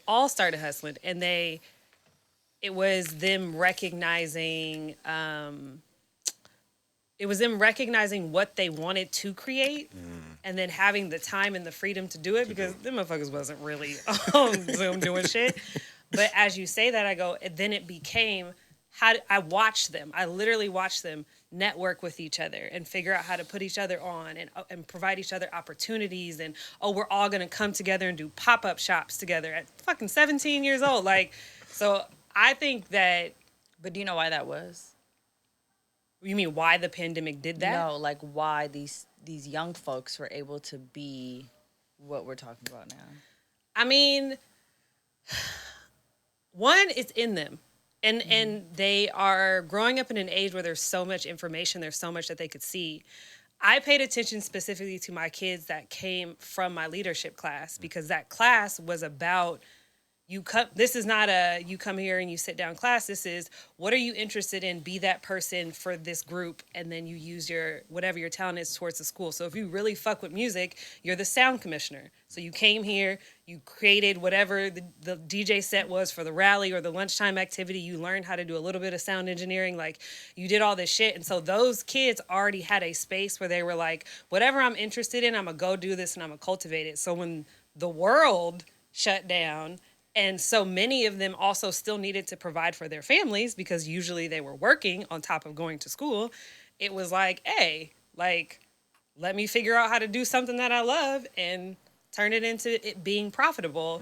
And then it's so easy for them to click to that next idea of let's connect and network because they're not looking at it as, oh, you're networking as an adult that's looking at it being like, damn, that's a smart move. They looking at it as like, oh, that's my friend that I want to go kick it with anyway. Let's just go do this shit together. Or it may even be the nervousness of like, well, I don't want to go do the pop-up shop by myself, but the homie's right there, so let's go do it. And they're not even processing like the gravity of what they're doing. They're just doing because they have the ability to do, but they also are going to, all of them are going more or less off to college right now. And I think that's an interesting next step. Because I don't know how that education is going to intermix with, and not in a negative way. I'm literally interested in seeing how that next level of education will intermix with a bunch of kids that were entrepreneurs. But that goes and figured out how to do it. And I think it'll actually promote really great shit at the end of the day. But I'm really interested to see how those two things begin to work out. Will more kids drop out partial way through because they want to continue on with their business? Will more kids continue on, but also when they come out, they're not going to necessarily look at their education as like, oh, I needed this degree to go to this next thing. Maybe it's, I have this now, I have all these things, and now I'm going to start creating my own shit. Like, I don't know. See, that goes back to me and my tribal shit, right? It's like the reason why folks or young folks or whoever's being successful right now is because they're not being tied down by colonialism. You're not being told that you have to be sitting down in a space from 8 to 6 anymore, right? You have that freedom to be able to navigate the spaces. Like you're talking about, there's somebody who wants to be a DJ, there's somebody who wants to be a healer, right? That goes back, and I'm thinking about like Ethiopia, for instance, right? All those people, we're calling them trades, but here they're called jobs, right? That's what makes our society function the way that it does, is because we're given the freedom to go do what you want to go do all day, learn what you want to go learn, and now come together with all your stuff, and now we have this tribe. So it's like the reason why these kids are finally successful is because we don't have somebody on their neck all day, telling what they can't do, what they can't say. You can't come to class smelling like weed, instead of trying to figure out what are you going through in order to be smoking at 13, right? Like, and instead of like somebody telling them like you gotta learn this. My classroom smell like a cloud of But smoke. you know, it's like instead of doing that, it's now we got a whole different approach. Y'all Sorry. smoke. No, speaking of weed smoke, is it gonna bother y'all? Oh yeah, I can't be. Okay, I can't be around. Okay. I'm about to say at all. Like you can't be in the staircase. You can't be in the back room. You can't be in the bathroom. Y'all gonna have a deaf on camera fucking with me. So. I'm glad we put that out there, because I had Text Nation. I was like, the way I'm finna tell bro he can't smoke. I appreciate you though. Me and my hospital bill. So much in what you all just said. I had so many questions, but Lex had not a hilarious topic, but it's stemming from his stint in Vegas. I'm assuming. I'm not gonna put his business out there. The assumption. You women do everything better, even strip clubs. But I was gonna ask. Wait, the whole room was like, yes, absolutely. How early can you identify that in the students? Like, Are they gonna be a stripper? That's not where we're going. I'm like most of my kids that turn into strippers. I didn't expect it. What? Oh, I did not expect it. Let me tell you right now. I'm gonna mind my business. Go ahead. I definitely wasn't asking that, but now I was like, there's girls that you would have expected that did it, say? and there are girls who I was just like, really? I was gonna out here ask. selling cheeks. Okay, It's crazy. they do both. Like, but that's what was crazy. They not just stripping. They like doing both. They doing private parties. It's like Players Club, but it was at private parties. Why L I put me? promise I wasn't going here. I promise I wasn't. Why you put me on this show called Beyond the Pole? That shit fire. Listen, I was shit watching fire. that shit. I said, first of all, y'all be trying to act like y'all hella rich and y'all low key poor. You know, They be making moves though, but if you but then in reality, it's like they got hella hustles, and it's like there was a class on let me teach you how to shake ass, or let me teach you how to be a bartender, or let me teach you how to be a bottle service. They talk about entrepreneurs. What? They trying to make sure you ain't in the strip club. Then I promise the question was way more wholesome than where we. Oh, sorry. What was the question? But I'm fucking with it. No, go. We're gonna get back here. with that idea that women do things better. How early are you noticing that in the children? That women do things. No, let him answer the question. Let me ask you. How early are you? I'm trying to understand what the question is. How early are you let him get it identifying that in the youth? It's like, oh, the girls are just better at this shit than the boys. The boys. It's taking them a little longer to get the concept, or At life or stripping? at life. Nation. At life.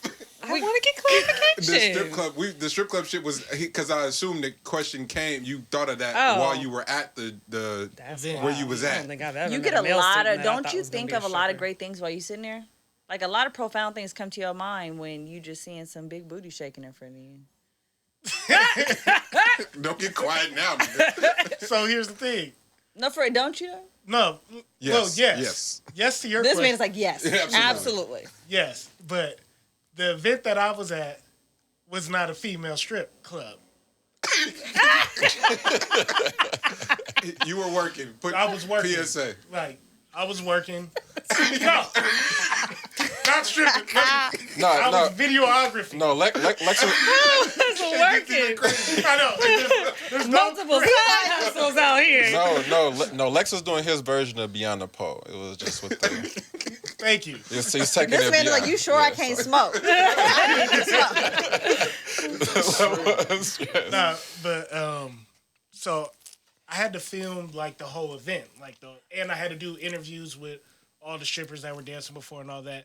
So I'm filming the event, and even before the strippers came out, like all the women that were there, they was having a ball. Absolutely. Like having fun, dancing, having drinks, and then like They was already in their element, so Yeah, that's why they called you over, because it's like, I'm already at my element, and like I'm already there, so Yeah, I need you tonight. they were like, what you doing with that camera? You about to dance with the camera? No, I'm not. Not dance with the camera. They thought that was your outfit, your costume. That wasn't. Not dance with the camera. It's not quite what I was here for.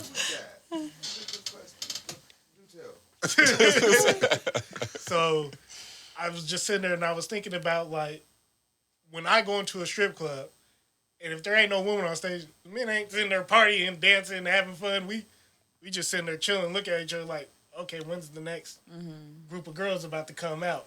But these girls, they're taking shots together, buying each other shots. They kicking it. They pouring liquor into each other's mouth, and I'm like, do you two know each other? No. We just met in line. We here to have fun. We here to throw a lot of ones. They ran out of ones, and one girl was mad. She was like, look, I came here to throw 300 ones on each stripper that was going to dance. You guys ran out of ones. I haven't got done with my mission for the day. I'm like, oh, you guys really having fun. Yeah. So that's where it came from. Well, We always have fun. So when they run out of ones, they don't go and get the ones that they just threw and They put were- them back in. they were and trying to cycle do them back in? that. Oh, okay. But That's what you do at the strip club? No, I'm asking if the club does that. Like if they take it from the strippers in the back, because it's not theirs until they divvy it up at the end. So they don't take that and put it right back into rotation if they research for fucked me up from the on show. like not. no, like they were doing that, Okay. but it was just that they was running out of ones way too fast. Even when they was doing, yeah, Because gotcha. see, it's like Okay, they're so picking up the a- ones as somebody's dancing. Yeah. So then there's the trash bag, and it's going to the back. They still counting ones in the back. Mm-hmm. They trying to recycle those hundreds that were brought in.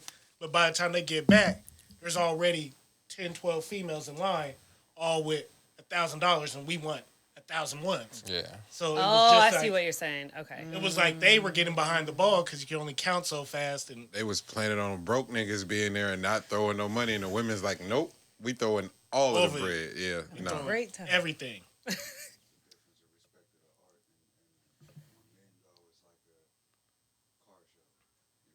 Yeah. Yeah. Niggas over there pay attention. And I think that there are some women that they get to. I was just having this conversation with somebody. That's so funny, specifically about strippers.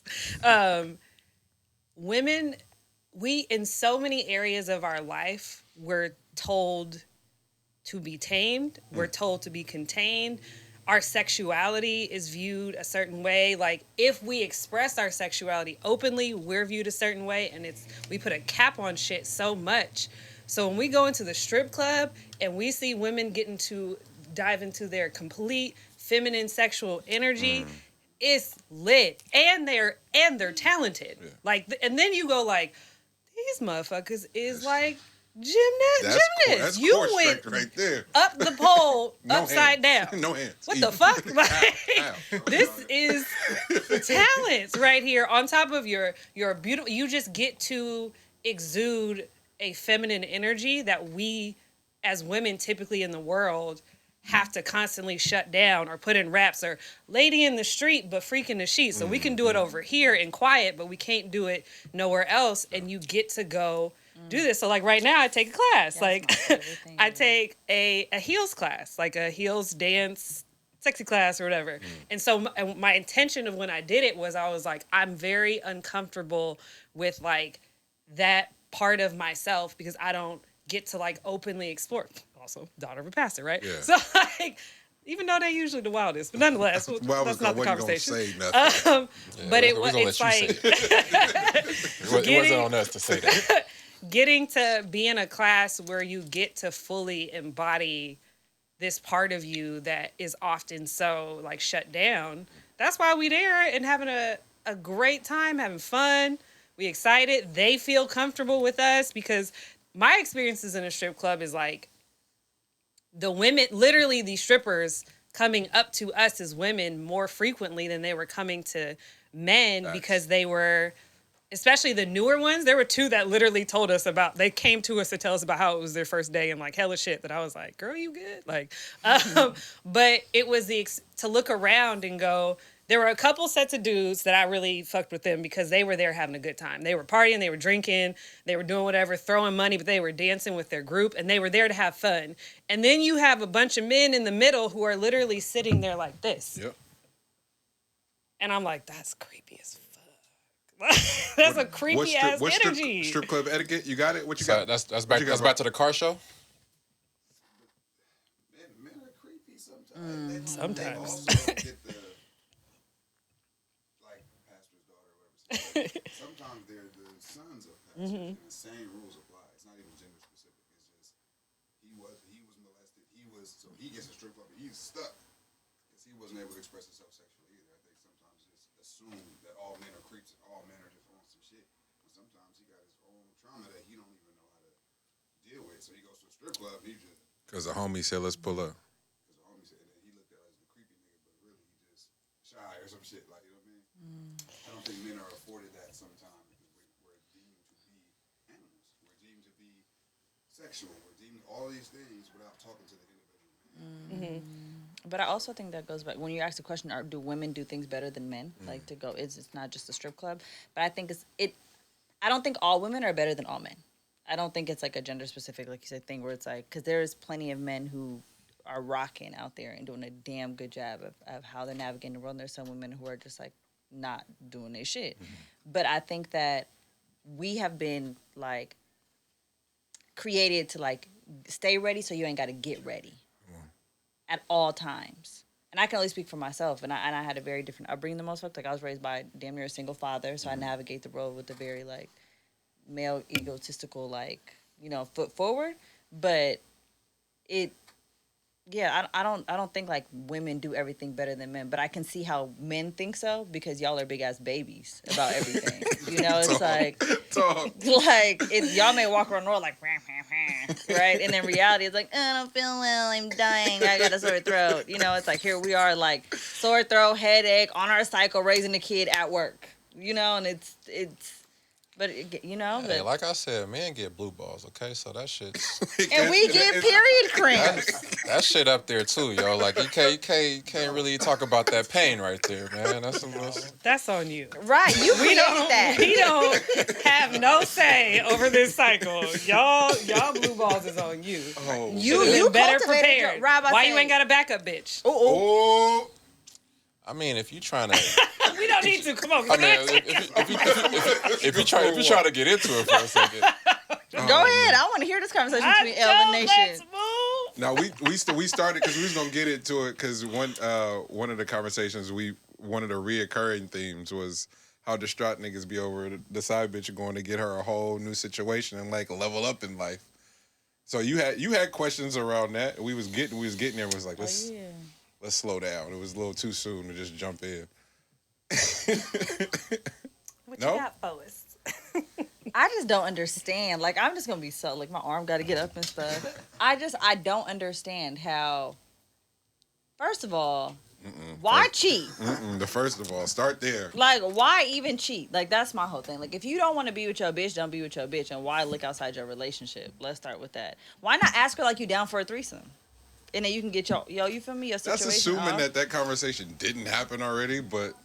Okay, and then if she said no, you need a whole new female. I don't know. That's just me. Like my daddy might watch this. Let me mind my business.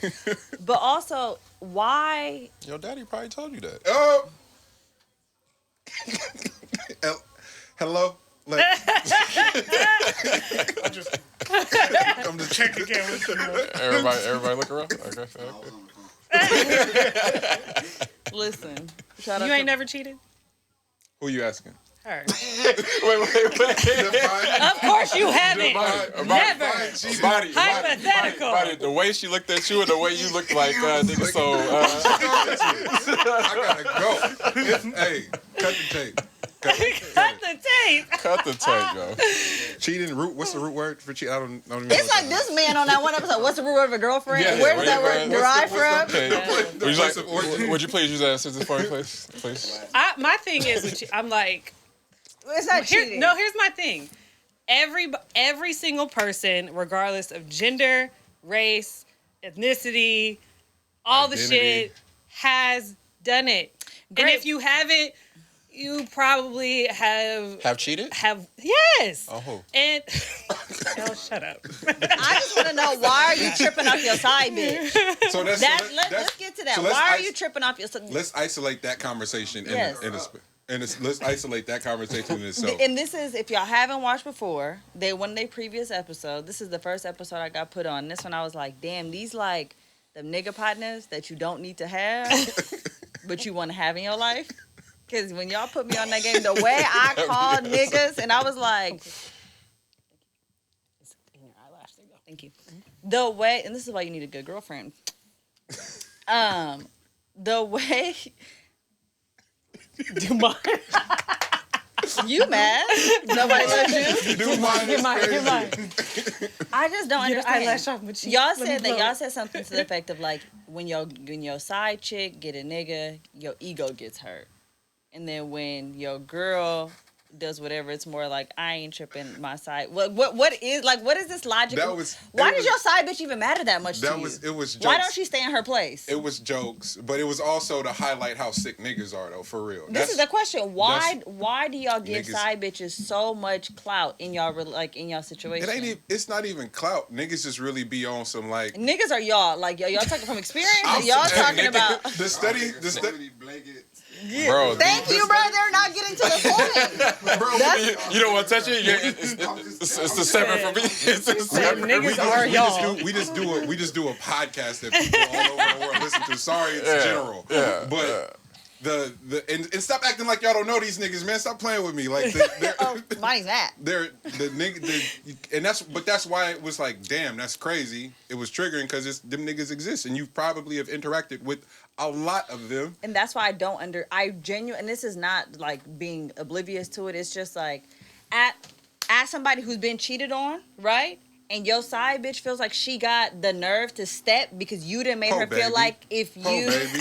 You feel like, why do y'all give people that much clout? Po baby, for all parties involved, because that nigga cheating on you ain't your problem at all. That's his shit. It's like, it's not personal, for one, and then her thinking that she can step is pure delusion. You know what I'm saying? Like, so it's the irony of it and the comedy of it is really what we poking fun at, because everybody's sick in the situation, for real. One, for claiming ownership over this person's sick ass trauma for not being able to either commit or stay monogamous. Like, come on, bro. Like, that don't have nothing to do with you. You know what I'm saying? And that's really what the conversation was rooted in. It's like, that's hilarious. Yeah, and everybody meets people on different timelines too. So like, we can't act as if like everyone is meant to be in whatever situation they're in at the time that they end up in it. You know what I'm saying? Like, not everybody has experienced everything that they experience when they come across somebody. You know what I'm saying? So like, if you're still in the mindset of needing to have, like, still having the FOMO of like having a side and then having the FOMO of the side, it's literally your own delusions as well, because it's someone that you're not always around. So yes, of course, there's always gonna be at a high when you do operate with them. You know what I mean? They ain't got to deal with none of the extras of the situation. Like, that part is off the table. So that's like it's like a fucking, like the thrill that you have at an amusement park. You know what I'm saying? Like, that's really what that option is in a lot of people's lives. But that has to do a lot with the main situation probably wasn't the situation that, like, you probably just didn't come across the main situation at the right time. You know what I'm saying? That could be a thing, or, you know. So can your CC, side once again, bitch everybody's become your different, main though. bitch? CC, Can Andre. your side become your main? If No. What to say? That don't work. That does not. I don't- Never does that work. Never does it. Look at where y'all met each other at.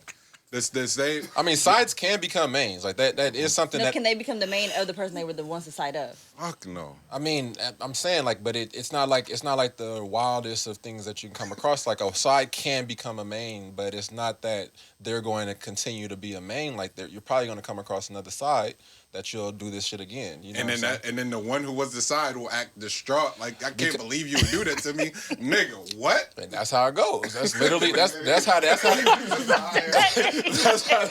bro. That shit about to keep going just like this, bro. Are you kidding me? Man, come back then again. What's up? And then literally everybody's just like, it's the Spider-Man meme. Just pointing at each other. Yeah, It's like, bro, yeah, what are yeah. we doing right now? It's, yeah. I don't know. I think it's hilarious. It's just a funny thing to talk about. That was my question. I appreciate it. You like, oh, yeah, these niggas is wild. Yeah, nah, I'm good. I'm cut. No, I'm playing. No. Who we got? What we got? Dang, y'all took shit on one for real.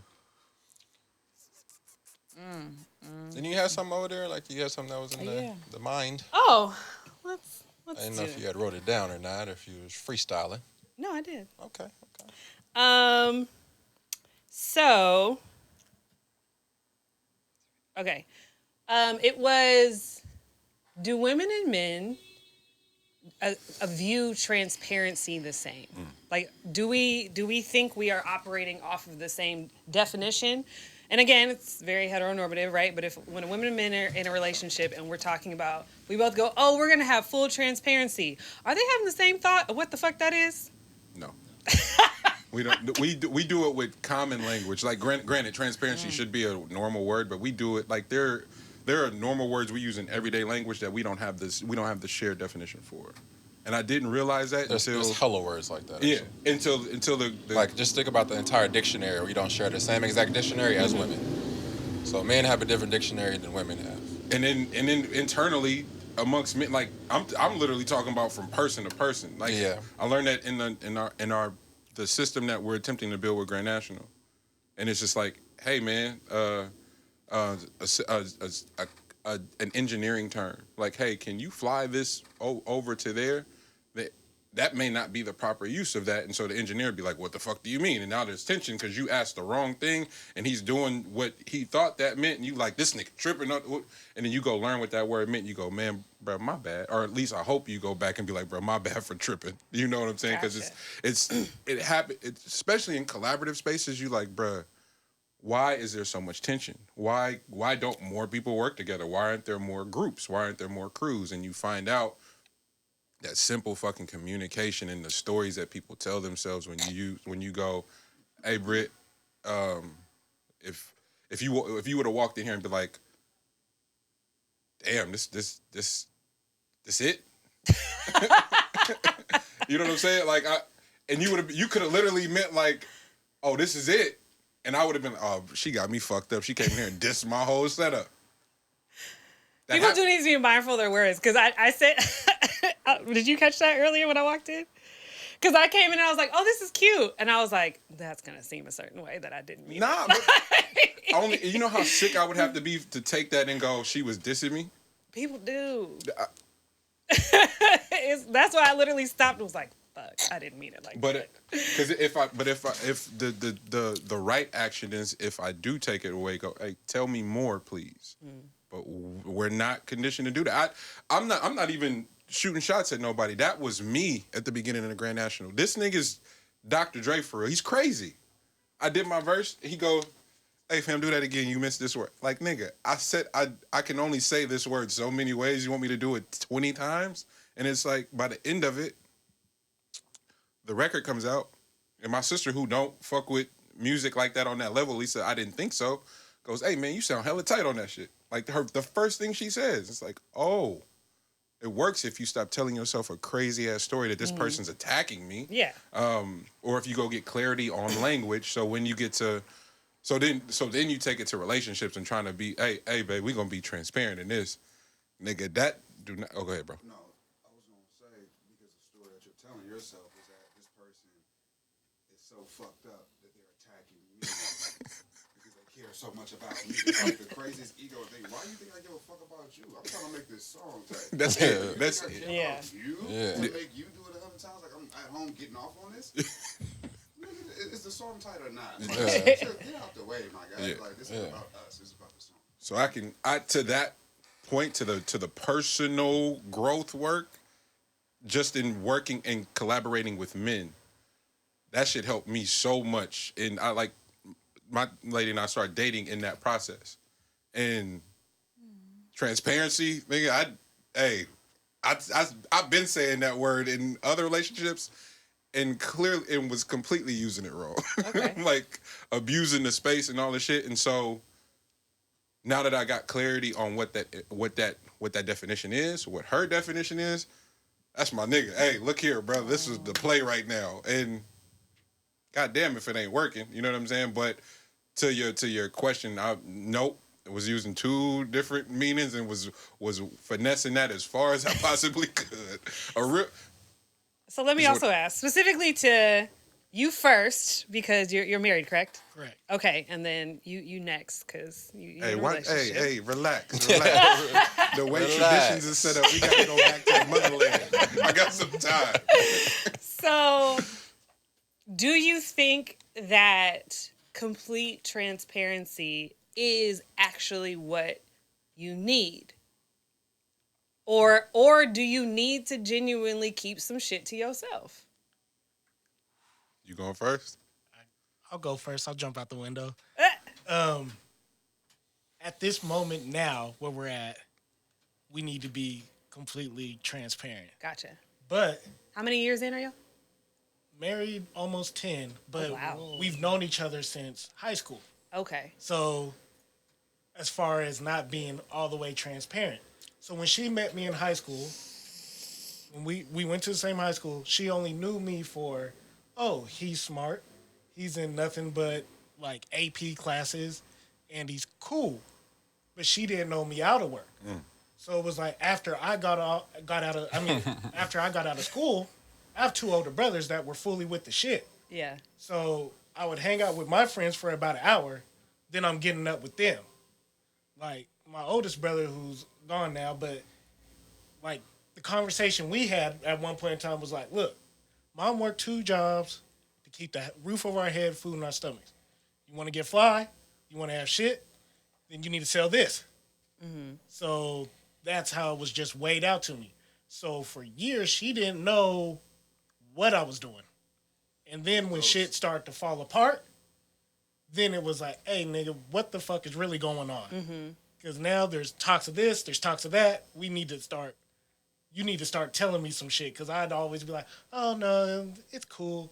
Oh, how'd you get this? Oh, I just did some little bullshit and that's how I got this money. Oh, I bought a whole bunch of Xbox Ones and I sold them. Just random. Yeah, just lying. So, but as the relationship grew, and that was a whole nother thing where it took therapy too, because that's how my pops was. He would always hide a lot of shit. So you think that that's the way you're supposed to be, because it's like every man before me in life was like, oh, you do your dirt, hide it, and you only tell your woman so much. And that's not like a normal fucking person. I don't know. I don't see what the big deal is here. Yeah. Jesus Christ. That was ruining everything that me and her had built. So now, at this point we're at now it's just like, let's be fully transparent. And she always would be like 100 with me. That's her problem. Like, she said I grew up so I wouldn't have to lie anymore. That's what she used to always say to me. Like, I like the fact that I'm an adult. I can say exactly how I feel, and you can't tell me shit because I'm a motherfucking adult. So it works better for us being all the way. And sometimes both of us say shit that we really don't want to hear from each other. But at the same time, it's like we respect it, and then we talk about it, and then we move past it. Is there anything that you feel like, because what I was thinking about when I thought about this was, are there things that you are transparent about that you know are going to be like, damn, that's going to be a little hurtful, right? But in that space, are there things where you're like, it's going to be hurtful, but we need to say it? And then also other things that are like, that probably just may not need to even be said. Like, for the sake of, and I think those things are things that are not that big of a deal, right? So like, more so saving this person's ego or understanding their insecurities. So being like, let me not be completely transparent about that. Like, because that's going to hurt your feelings and it's not necessary. Or are you like, it's all fair game? Nah, like, there's certain little shit that I ain't gonna say shit, and she probably, like, if I cook something and she thinks it's nasty, she ain't gonna just straight up tell me, oh, that shit was hella nasty. But she will hit me with the, yeah, I don't think we should make that recipe no more. Not that way. Yeah, not. She told you it was nasty. Yeah. In so many words. In so many words, It but she just. it sounds like just picking and choosing Yeah. like So your that's battles. a 10-year-long marriage relationship. How does that work for how long you and your girl been together? Relax, fam. Numbers is weird, man. You know. No, how no, that that's can what go. it doesn't matter. Depending on You're who right. you ask, you know what I'm saying. No, but He's like, Who according you to ask? her. depending on who you ask. No, so That's dope though. the transparency shit is just like, you don't need to tell everybody everything. However, seriously, I wholeheartedly believe that shit. Like, you just out, like, because I think that was you that said it. It's like, depending on traumas and issues and shit like that, like, it's just being mindful of stuff and compartmentalizing, and it's like, okay, I'm trying to go fast on this topic right now, but what I will say is in the space of just trying to grow, like just trying to become the best. I learned this shit being with him, but him and Poe, like literally in the beginning of trying to learn how to make beats, them niggas would pull up every Friday and sit in there and listen to trash. Like, yeah, bro, that ain't it. that ain't him. And Yo, I don't know that I have the wherewithal to be sharpened against Larry. You had to be great, cause like to be sharpened against this nigga, your whole life. But it wasn't. That's wild. It wasn't Monty. You trash. It was like, nah. This is keep working, bro. Just keep going. But I realized it was in that process because it was I had just moved back home. I was going through hella. What I now know was depression and a whole bunch of slew of like internals, like insecurities and shit. I needed them. Transition. I needed them more than I could even imagine. But what I learned in that process was like, oh damn, I need my partner to operate with that same level of freedom of communicating with me, so that I remain accountable. And it also feels like a lot to ask from somebody to be like, yo, check me when I'm on my shit, because niggas respond sensitive all the time. Like, shut down and not talk, but. If my claim is like, yo, I want to become better, he got to be able to check me. He got to be able to check. He got to be able to check me. There is no way possible I could justify giving my niggas that freedom and not my lady. That's crazy. So that's where the shift came. But in turn, because what has usually been the demise of my relationships is suppression of feedback, so that we can be better together. Like, yo, this is what I need. But in a certain time, you like, oh, but damn, I don't want to hurt this person's feelings. Is it the language? And then you go, well, no, I'm pretty good at delivery and not talking to people crazy. I know how I said that. Like, so for anything to be taken out of context or taken as an attack isn't always like, I just have poor delivery. Is like, nah, that person hasn't signed on for getting better together, because that same information is cool from everybody else. A movie or something, it's like, hey, there you go. But I sound like a fucking asshole. You know what I'm saying? So it's like, all right, well, can we sign up together about like showing up for each other? Like, hey, Teen and I, we got to check in shit. It's like, hey, I need to check in for real. Like, I need you to say that, so it ain't texting, I'm on the phone doing no. Shut everything off, my nigga. I'm about to dump, and I need you to retain it all real quick. And I had to ask for that, because the one thing I don't respond well to, and this is something I need to work on, but what I don't respond well to is passive. You pissed me off 2 weeks ago, and now because you forgot to get me something to drink, I'm like, gotcha. I have not mastered the art of not tripping over compounding issue. I promise to God I'm working on it, but luckily she don't do it, and she just like immediately like nah, my nigga. Like yesterday, I woke up and was just on one the whole day, like the whole day, and it was like the first break of the pod at Soul Space was the first time I talked to her all day, and she like, my nigga, look here. I'm like, no, you got that, because I've been on one all day. Like, I'm not even tripping, but I was like, fuck, I'm so glad she felt good saying it in real time, so I didn't have to have this conversation 3 weeks. Just like, are you good? Because we got a routine. Like, if we don't see each other, we tap in. Like yo, what you want today? Like, we didn't talk with no communication at all, text, and then but it wasn't like, where you at? Like, no, do you need anything for real, bro? And I'm like, oh, damn, no, I'm good. I'm straight. But say that shit. That's a beautiful way for her to ask that question, though, as opposed to where you at. Hey, are you okay? Do you need something? Do you need something? Yeah. It's damn near where you at though, but you but get that's going to be it's the received respect, better. yeah. And it's really not the same question, because I think that there's so many ways in which really great women will understand like how to support you. Yeah. And even the littlest shit of like, oh, I see you building. So like, hey, are you hungry? Let me take care of that for you. Yeah. Like that's a very different attitude than where are you at? Because that's a I'm worried about my needs being taken care of versus my question is I want to make sure your needs are taken care of. Mm-hmm. Yep. So shout out to her. Mm-hmm. Shout out to you. Did you? Another thing I wanted to say real quick was with the way me and her communicate, if we have a problem, we can't text it to each other. Because both of us notice we read texts wrong. No, everybody does. That nigga yelled at me. We read it to the 12th wrong. So the text can come off. You can try to use all the kind words, but the only thing you're getting back is a call with hella spice. So we just figured out, let's just call. And on top of that, it's going to be a quicker conversation.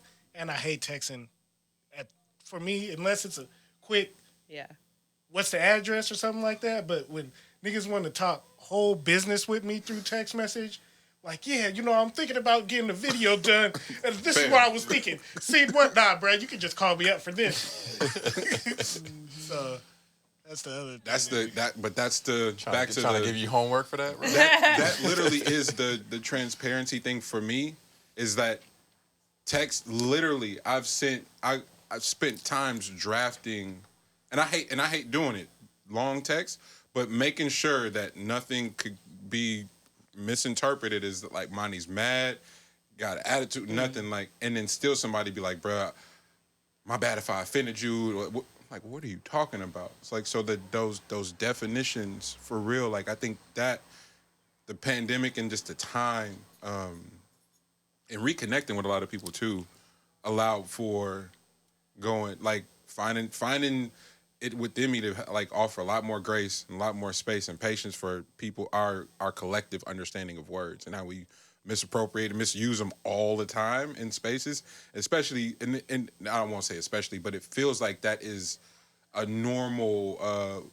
existence amongst Black folks. Like we'll take words and just apply them to shit where they're not applicable, and then be ultra upset when a need isn't met or someone doesn't show up the way you thought they should because you thought you asked directly, and it's like, nah, bruh, and so it's I as a conscious choice has been like, slow down, check me first, be a little bit more accountable before immediately getting an attitude or immediately meeting it with any sort of pushback, because it's just another step.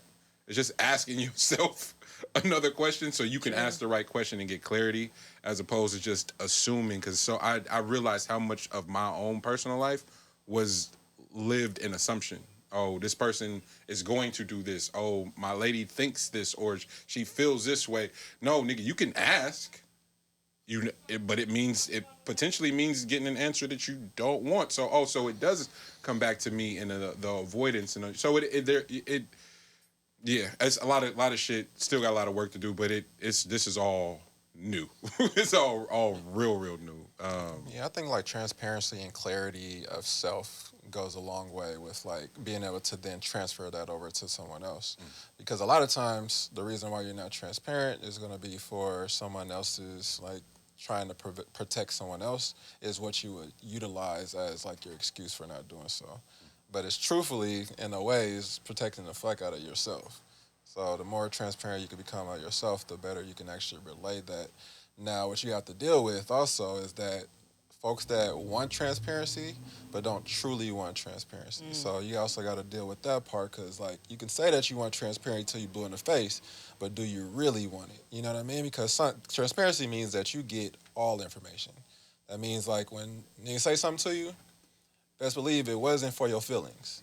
You know what I'm saying? Like it didn't have your feelings with the first thing involved. You know what I mean? If you want me to think with your feelings involved initially, It's no longer then transparent. it's no longer transparent. You know what I mean? Now it has some buffering to it. You know what I mean? So that's just a thing to think about when it comes to like people talking about transparency. Do you want full disclosure, or do you want just to hear the word transparency? You know what I mean? Like, does that word just sound good to you as opposed to the actual action of it? And not to go, not like y'all the United Nations of like women, like y'all got to represent everybody, but do. but do Since y'all here, speak for all of y'all.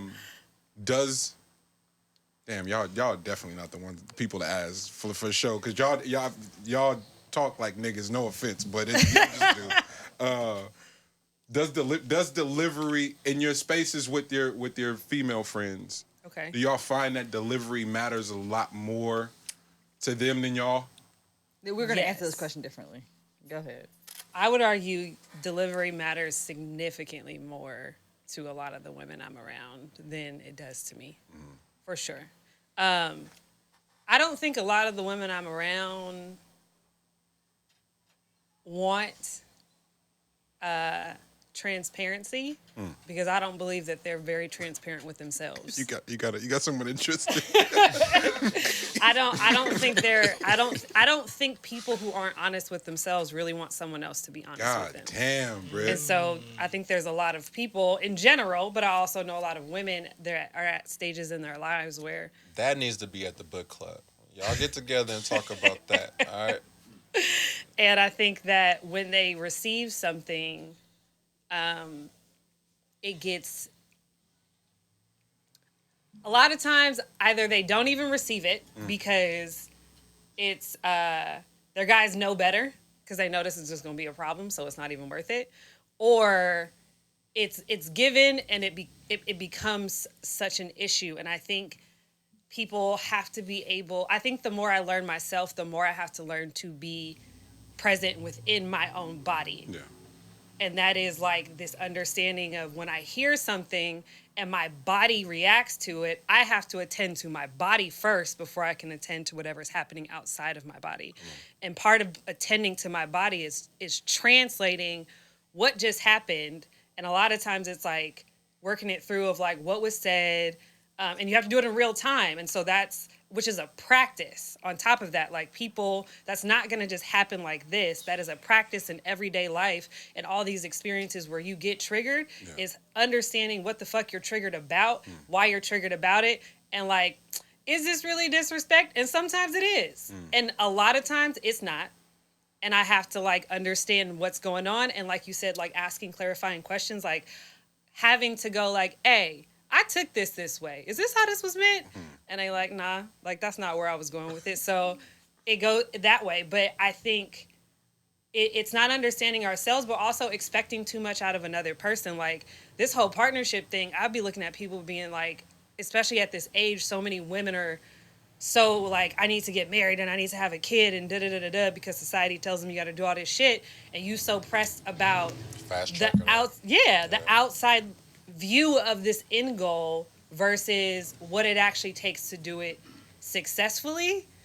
And it takes you gotta really fuck with you to ever be able to really fuck with another person, because they gonna say and do some shit that's gonna throw you off kilter, that can throw you off kilter about you don't yourself. Have that together. Yeah. And you gonna lose sight of you, and that's gonna change a whole bunch of shit, as opposed to like get right with yourself before you really trying to get right with another person. And think about that happening off of one conversation and then just happening through multiple ones. So like if you got knocked off balance on one conversation and didn't have a conversation with somebody, and then it just keeps on, like you just getting caught left and right, and you ain't protecting your face, your body, none of that shit. You know what I'm saying? So like you don't even know when you're gonna go down, at what point. You don't know how much damage you done got to yourself either. So like all of that. Then if you get knocked out, it's like, how could you leave me? How could you not sustain all these punches to the mouth, my guy? Like That part. 38 punches. Sita, you got Ate it all. I'm curious because you were quick. Yeah, no, that I'll take that. No, we're gonna wait on that. But I also think you have to know your partner too. Like, that has a lot to do with it. You have to understand that, like, for instance, I have a slick-ass mouth. And the stuff that come out of my mouth can be seen as... can be seen as rude or abrasive, right, when I say something. But if somebody knows my intentionality, then it is, like, my what would you say, like, your presentation of it is... It's whatever. Like, I could walk in the house and be like what? Like, what the fuck you looking at? You know? Literally, I will. I walk in the house and like, somebody's like, oh, hey. And I'm like, ugh, why you being so nice? Like, what you looking at? Damn. And that's my love language, though. That's me being like, oh, you think I'm cute, right? But it's like, if you don't know me, if you don't know your partner, you could be like, damn, like, my broad ain't feeling me. Like, she's trying to push me off. And in reality, all I want you to do is pull me close and give me some, you know? Like, you got to know your folks. Like, it's less, I get it, yes, you have to know yourself, you have to love yourself, you have to this, but you also got to know your partner. You got to know, like, and you got to ask questions. That's what I'm saying. Are you obligated to explain that specifically? Like, yo, to my partner? Yeah, this how I get down. Like, luckily, I feel like I don't have to. But I'm in a place where, like, if there's something that I do that is caught off guard, I also lead with that. Like, I tell people off bat, like, something's wrong with me. Like, I know something's wrong with me. Bear it all. Yes, like, and now if you choose to embark on this journey, taking you good on one. luck for you. And I'm gonna take you on one. I love it. That's on you. Like, I told you over and over, something wrong with me. You said, I'm not all right. Like, yeah. Now you on the floor, you know, but... Get up, Craig. And as I said, as someone who has embarked on this friendship for 3 years, you got to be at peace with yourself. You have Because you will get knocked. Think he a Mac. Britt, you said something, and again, sorry to have y'all answering for all the women, but as black women, though, specifically, and the daughter of a preacher, guys, Christ's sakes, you poor baby. No, I'm kidding. I'm totally kidding. Shout out Pops, because he's awesome. Your dad is tight. But my dad's tight too. That pressure that you talk about, married, have the kids, all the shit, like, have that all set up. When we were speaking about it earlier, it's like, yo, our representations of that aren't abundant. So where is this pressure coming from? Like, I'm trying to figure out where the hell that came from. If we don't if the numbers show it ain't a lot of us that still married, like our at least our elders. Like, Yeah. I mean, I'm also divorced. So, like, which was a whole huge set of issues in my family when it happened. High five. High five. Oh, I didn't see the high five. I'm sorry. Don't be mad. So, like, that's why my perspective on a lot of shit relationally is what it is. It's because of where I've existed through. But I think that as much as people may not be religious, you are operating in a society that has utilized Christianity to push a certain narrative and to do a certain thing. So no matter how religious you are or not, you are still abiding under Christian beliefs in this society, and Christian beliefs that have been completely tainted to do exactly what a white man wants them to do. Jesus. And so it's like, yes, women, please shut the fuck up and keep striving to be owned by a man. What? Like, and so when you ask, like, why is that still a thing? It's because that's what we hear all the time. But also, like, as much as I am so, like, I'm very much at a place in my life where it's like, I don't really know if I want to do marriage again. Like, I'm down for life partnership. I don't know if I want to do that specifically, right? But I do go, there is something to be said about specifically the union of Black people, because what it also does for us is that it gives us it can give us a better financial footing. Like, I'm looking at the love here. Like, I'm looking at the play that I could make a better life, and I'm looking at the legacy. Hey, this is the clip. This the whole episode. We're just gonna leave with that. I'm not on the mic, and I was just gang of questions. So we can just talk like But I also think, and that was a whole other question I had, but we didn't got to go down that route, was do men believe that women look at legacy as much as they do? I think in our society, men talk about legacy a lot more. So I don't think men really believe, or I don't know, I don't want to speak for men, but I don't know that men think that women care about legacy, not just in birthing a child out of our vagina, but literally our entire legacy of what we're going to be able to hand over to the child we birth or to our grandchildren and things of that nature. So like, it's as much as I'm like, fuck the system, I go, but black people like, hey, let's still together though. Because we kind of need to get up on this coin. But I feel like that's a fair stance to have though, because it's systems and try not even trying to compete, but completely reimagine and overthrow what we're talking about and what we've been suppressed by and the things we're trying to maneuver through. And it's just a tainted way of living and communicating and trying to attempting to build. And so that legacy question is so dope, is because it is niggas walking around telling themselves, oh, she ain't trying to build like that, but you just fully broke down a union as a business endeavor more than anything. And it is more than anything. Because what was the point of making it a fucking contract if it wasn't a business deal? Come on. You are signing a contract in our government. It's a business deal from jump. So Everything is a business deal.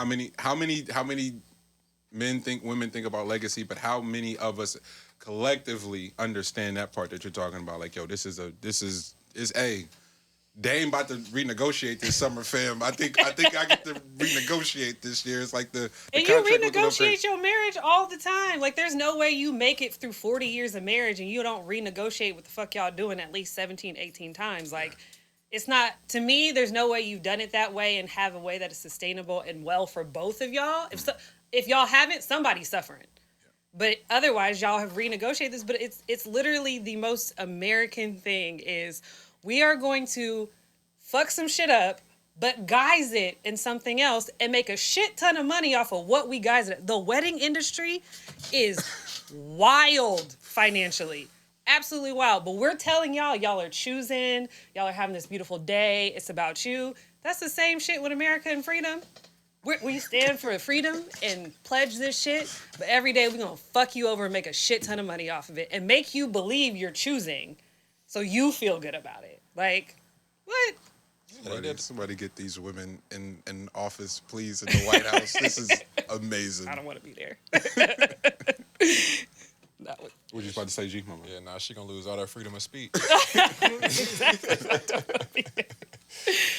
Nah, but I mean, I forgot where we was at. What was the beginning of that? The last thing that you said, like not the last thing, but the last question. What was that again? It was about legacy. Oh yeah, the legacy. And do part. men believe that women are looking to build legacy in the same way? Yeah, so I think that's something that it's we're learning as we go with that now, with it being more mainstream. That it's not saying that women to this point weren't looking to not exactly be equal in a relationship or in a union, but look for like business opportunities as well. It's that it wasn't the norm or something that was put out there enough for everyone to even get that part of women, that women did have these ambitions and stuff like that. The only ambitions that we would have saw prior to now would be them doing it on their own and not being able to obtain a man because of their individual ambitions. So that's the narrative that we would have saw up to this point. The new narrative that is now becoming a little bit more norm is the fact that, yes, women and men can both be in a union and both have ambitions and both look to obtain them with the support of the other. You know, that's the new one that we're trying to normalize somehow, some way. So I think that's kind of the thing for me personally for what you were talking about on that as far as like legacy goes. I mean, because we're doing podcasts, I like to keep it in like the you know, a lot of the examples being super mainstream, but a really large one would be the Jay-Z and Beyonce Family Feud. The idea of you That visual is so crazy, bro. yeah, but the idea of what it took to get to the point where you put on a pedestal your union, you know what I mean? It would take almost losing everything in order for that to be the case, you know? And now you get to see the full scope of what the possibilities are when both people are operating on that frequency together, as opposed to there being 1 foot in, 1 foot out, or trying to keep up with whatever society norms are, whatever past traumas are, whatever your thought process is on, you know, what a relationship is, when you have children, the changes in bodies, the changing in thoughts, you know, like every couple years you're a completely different person, so you're constantly evolving, and doing all that in the public eye. You know, so like I think that's a perfect example of what a lot of people, or just what society overall is, like what their example is. So that's why I thought that was a very important one, because as we've talked about transparency already, at the point of becoming fully transparent is at the point that you truly start to live. And that's what happened in that particular union, was that transparency was on the table. So now we can They finessed 2 solo albums, a collab album, feel me? hella tours, and just Ran it up. It's a play. ran it the fuck up. Everybody going relationship goals, and it's like, fam, are you ready to do business? Or Are no? you ready to do it or not? You know what I mean? Like I'm gonna show you what we had at our, what the type of capacity that we actually did have, but we're going to monetize it. My sister gonna shoot you the fair one in the elevator. You survive, we good. But I think that's why they were not allowed, that they were going to run it up regardless because of who they are. But like Together. but also that was the moment where, I can say for not all women, but for me, and I think a lot of women, Beyonce became a human. Yeah. As opposed to an idol. And that was going to sell her more shit ever than anything else that she was, because women, what? The play. What? Beyonce got cheated What? on too, nigga. It's lit. Run it up. Oh my God. Ivy Park, everything. I got it. Lemonade was wild. It was wild. How do you, as women, then how do you approach the conversation of legacy? Is because you got hella shit going on. Thank you. So the conversation for legacy, you can't really even start any other place than like, yo, this is the trajectory, fam. You with it or not? Like, is it? Because L started with like, nah, the new shit is like, hey, we both can be on it and support one another. It's not you stay at home, stay in the kitchen. It's not it ain't. But for as much as we think it isn't that anymore, it's a lot of niggas outside that completely are like become like paralyzed by the idea of being in a union with a woman who's running it up for real. Like they can't function. Most. Yeah. So how do you maneuver? Has that been your experience? Is it rampant? Do you see the shift happening? Like I'm just curious, because in our minds it's still, we still know a lot of men who may as well be the Flintstones for real. You know, like it's crazy. But yeah, I'm gonna go back to like my name is like Gatsata Malkamu, so it's like Gasita Malkamu, right? And that on its own means like the lineage of my father, right? It's like the image of my father. So hey fam, look, this is where we start now. Right. Like, You know, stop so playing with and me. it's so interesting because my mother chose my name, not my father. Wow. And so I've always known that I had to, like, that African proverb, like, I stand on the shoulders of. Like, like, when you ask me that question, my mind is going to, like, we're in this country alone. It's literally me and my dad, like, and my little brother. But, like, we came to this country together. I don't got no blood aunties, no uncle, like, the way people got folks. Like, I got my community, I got my tribe that we got here. But in reality, it's me and my dad and my little brother. So me thinking about lineage, it's huge, right? It's a big thing because my parent had to leave his whole entire lineage, his whole entire ancestry to get here. So me having hella shit going on is because I'm the first one to have to bear those things, right? Like, I'm the first one to have to be able to forget going to college and all this stuff. It's like, I had to learn how to, register for my own health insurance. I had to learn how to, what was PG&E. Like, we had to navigate those things together. So yeah, like that's on that part. But as partnership, I absolutely, that's why I was single for so long, is because I do got hella shit going on. Yeah. And a lot of, it's not just like the males I've been in a relationship with, just even community members. And it's unfortunate, but they get intimidated by that, right? It's like, how could you still be here and be cool and that's not kicking even it? gender specific. For Yeah, that's like, like, oh wow. It's like, we could be cool. How are you sitting here kicking it, chopping it up, whatever? But you can go and be in a whole business meeting, running a whole institution, doing all these different things. Like, how do you code switch and navigate the world the way that you do?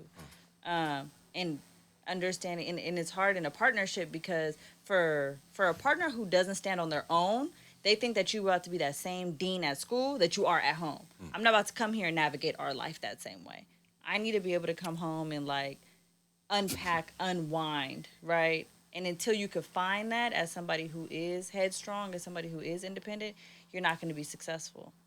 So personally, I don't know, some people, they like to be able to manage their office and manage their home the same way. But when you find a partner who's equally yoked, right? It's like, some days I am going to be on my shit. Some days I am going to navigate our household like it's a business. But on some days also, I need you to navigate our household like a business. And I need to be able to sit back and know that you got it. With that, And that's a defense mechanism. Like, if you need to navigate the household the exact same way as, like, what you do outside the household, a lot of that has to do with the defenses. Control freak. Yeah, control is the defenses on both sides. I mean, for men and for women. And going back to, like, the initial part of the question, men I guess now are having a little bit of a harder time with, like, the gender role in the household, with women being more and more ambitious about things and coming out and being, like, that way from the beginning. Like, they've been doing their thing. It's just a matter of the acceptance of it and the conversation around it in order for it to be normal, And then that being the case, it's harder for men to understand, because what we lead with is finances. And if you don't have the financial leg up, or if it's equal within the household, or if it's neck and neck in the household, like, it's sometimes up, sometimes down, sometimes even, you know what I mean? Like, if it's like that, then what do you have? What do you have to contribute as a man? And I think that's where a lot of the confusion takes place, if you aren't fully secure within your own situation and also within your relationship. You know what I mean? Like, that's all things that you just don't know how to deal with, because I think a lot of times you try to utilize whatever the financial background is, utilize that in order to say whatever you want, as opposed to, my nigga, like, say whatever the fuck you want. a variable of control. Yeah, like, say whatever you're gonna say anyway. Like, somebody needs to hear that, if that's what you truly feel. You know what I'm saying? That shouldn't be a reason for you to be able to speak your mind, and then don't utilize that financial background. Don't utilize that in order to just be able to do whatever the fuck it is that you want to do. You know what I mean? I think that's where a lot of that confusion takes place at, is just like, what is your position at that point? Because you want to kind of be a drill sergeant for some fucking reason, and, I don't think that's how it needs to go, but, to each their own. But that's also why I think it's easier for a woman to be in a relationship with a man who's on the come up than a man to be in a relationship with a woman while she's on her come up. Like, at least for a woman, like, when you're on your come up and when they see that you surpassing them, ego comes into play hard. Because it's like, you're no longer that submissive woman or whatever, the time that you had that you once did. Whereas in a lot of relationships that I see, it's a lot of women don't get into these stable relationships nowadays, at least in our generation, until they're on. Like, once you guys, whatever, it's like, a man knows what he's walking into, and it's like, do I want to touch that territory or not? Is she too powerful for me or not? I feel like men are afforded a choice in it, where it's kind of just an accepted norm. Like, yo, like, he grinding, he gonna be up at some point, you know. Whereas for women, it's like, what? Like, to me, at least, it's like, I'm gonna love my dude regardless. When you on your lowest, if you finna, you know, whatever, like, I'm about to watch you on your come up, and I'm gonna be in that process with you. Now, sometimes they leave you once they up. That's on them, you know. But it's rare for me to see, at least in my, tribe community, where I've seen a man like stick with his woman when she went from like literally having nothing to like now she's on one. What? Oh, I don't know. I haven't had that. I haven't seen that experience specifically, and that's just me. But I think that it really depends on who you are, and I mean this separate from what you just said. It depends on who you are and what you want, because I do believe that there are still women who want things that are a lot more traditional. I believe that there are men who still want things that are very traditional, and that's where they want to land. But I also believe that there are a lot of women out there who are like myself, where and maybe this changes, right? Because I can only speak for where I am in life right now. Maybe 10 years from now, this will be different. But I am here with a purpose. And that right now overrides everything. So if you not coming here to align with my purpose, and I hope I can align with yours, then it's not going to work.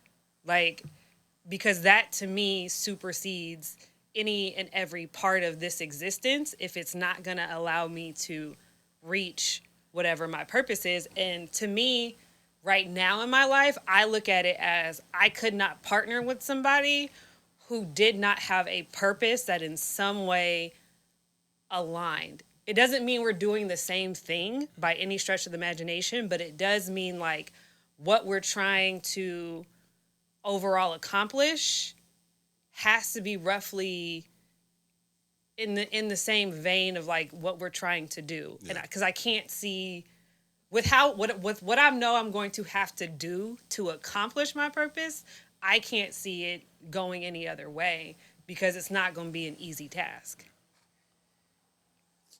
Man, y'all dope, bro. I looked at the clock and was like, wait, we have not been podding that long. That's crazy. And I feel like it could go on even longer. Just how many things were discovered in the process of this discussion today. Like we had topics and shit. I don't think we may have gotten to two of them, but the conversation was just rich. And I think we imagined it would be like this, but not to this extent. Like you two are absolutely phenomenal. We're fans for sure. We tell our listeners all the time, like especially. I know, and I really appreciate that, by the way. No, I get really excited every time. That to kick off season 2 with L in that way, and even L, I think Lex and I both had that moment in listening to that episode where it's like L definitely has shared with us his plans of what he's setting out to do.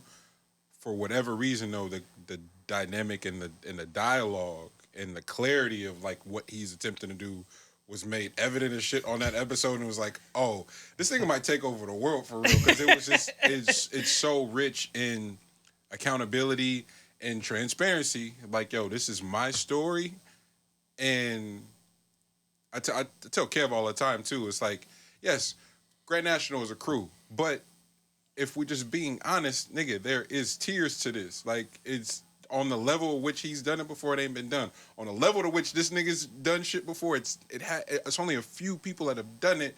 So let's stop acting like within society we don't respect other people's words more than the other. That's just how it goes. Like, you've been on before? Oh, you could tell me anything, man, you know. But the fact that he's choosing to share his process of healing and wellness. Shout out Reeg and Fee. The idea I finally got to their Black Love episode. Oh my god, bruh! Salute to them, man. That was. Uh-oh.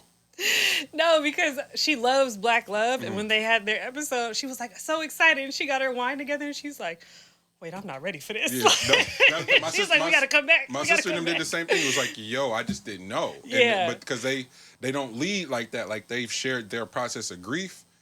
And if you don't tap into the story, you don't realize like how sad it actually is. But even when you're around Fee, I love you, sis, because she don't care. Like she has her moments in private with her and Reeg, but when she outside in front of everybody, she don't code switch. You know, my daughter Kamayu, nigga, respect the name for real. And she just kept it pushing. But they opened their doors in their homes to everybody to go through the stages of grief. Kev documented this. It's so beautiful. And that's what I get when I was hearing L on that episode with you. This is my first fucking cousin, for crying out loud. I learned so much in that episode. It was like bro, what's going on? But it was so rich and so beautiful. But you gotta understand, it's like the heroes eventually die. Like, that ain't his burden to be the whole family's fucking saving grace, but carrying that level of responsibility every day, and you're away from home, and they telling you can do this, you can make this much money, bro. You the only nigga that can survive that, bro. Couldn't have been me. I wouldn't even been suicidal. It would have been homicidal for sure. Because the stakes was just too high. It's too high, and then when people try to tell you go see this person, no, nigga, I was so proud of him when he was like, the vetting process for therapy had to be specific, because nigga, my existence was mad specific. It's all, how many people have done that or been on the cusp of doing that? Dame is probably the only nigga he could talk to really relate and go, oh, my nigga, I feel you. Because nobody else can. Kev being here like venting is like, bro, I don't know what you talking about, bro. I can only listen, like, because you have had that existence for real. You know what I'm saying? And have had to reimagine and reformat life based on this falsehood that we celebrate celebrity in as a people. And it's like, no, nigga, I just like to create for real. Like, I just like to make shit. Really dope shit. That's it. Like, nothing beyond that. But everybody's going, but you famous. You know, it's like, no, this is crazy for real. You know, so there's definitely a form of ego death, but there's also everybody else having to adjust to interacting with. I know we never talked about it, but we know how fucking intense our family is. It's like, okay, there's no way he's coming to Thanksgiving, Grandma. Like, he can't be around y'all energy right now. He'll snap. Like, for real. Y'all sick for real, and y'all don't respect boundaries, for one. So you only gonna be able to ask me so many times before you get the real answer. Then Thanksgiving, no. This nigga done shut down everything. Nobody want no turkey after that. After a meltdown? Are you kidding me? Bro, you remember how they was trying to do the conversation with Bean in Colorado? G. And I was just like, I mean, y'all got it. I'm past that point, so I can't really tell y'all, like, you know, I wish I could have been there for that, but you know, it's this shit going on. You know, and it's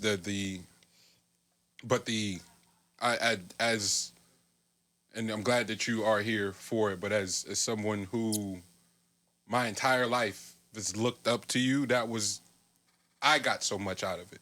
Where it was like, oh, my hero, the hero for real. Like, nigga, Batman, Joker, you watch that shit and it's like, hey, Bruce Wayne ain't always doing the right thing. Like, that nigga sick, he may as well be Joker too. They the same person. You know what I'm saying? Yeah. So you gotta really respect the full spectrum that the hero the existence he has to be in. You can't just take the one part that's glorified and go, that's my nigga. You know what I'm saying?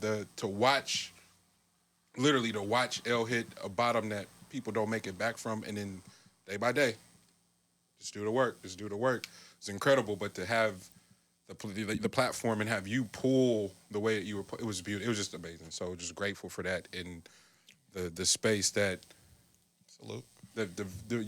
Both of your voices are existing in, and then the courage that it takes to share and to lead that way, because we don't know what you navigate on that other side of the education. Like, that's a whole nother beast that I can't imagine. But the fact that y'all have the fucking just the balls to be like, bruh, what's up? See me. Like, it's no one's doing it like that. No one is doing it like that. So thank y'all, and then thank you even more for just pulling up and, you know, coming to talk today, because this shit was we've been waiting for it. We just hadn't done it to this magnitude. So thank y'all. This is really huge.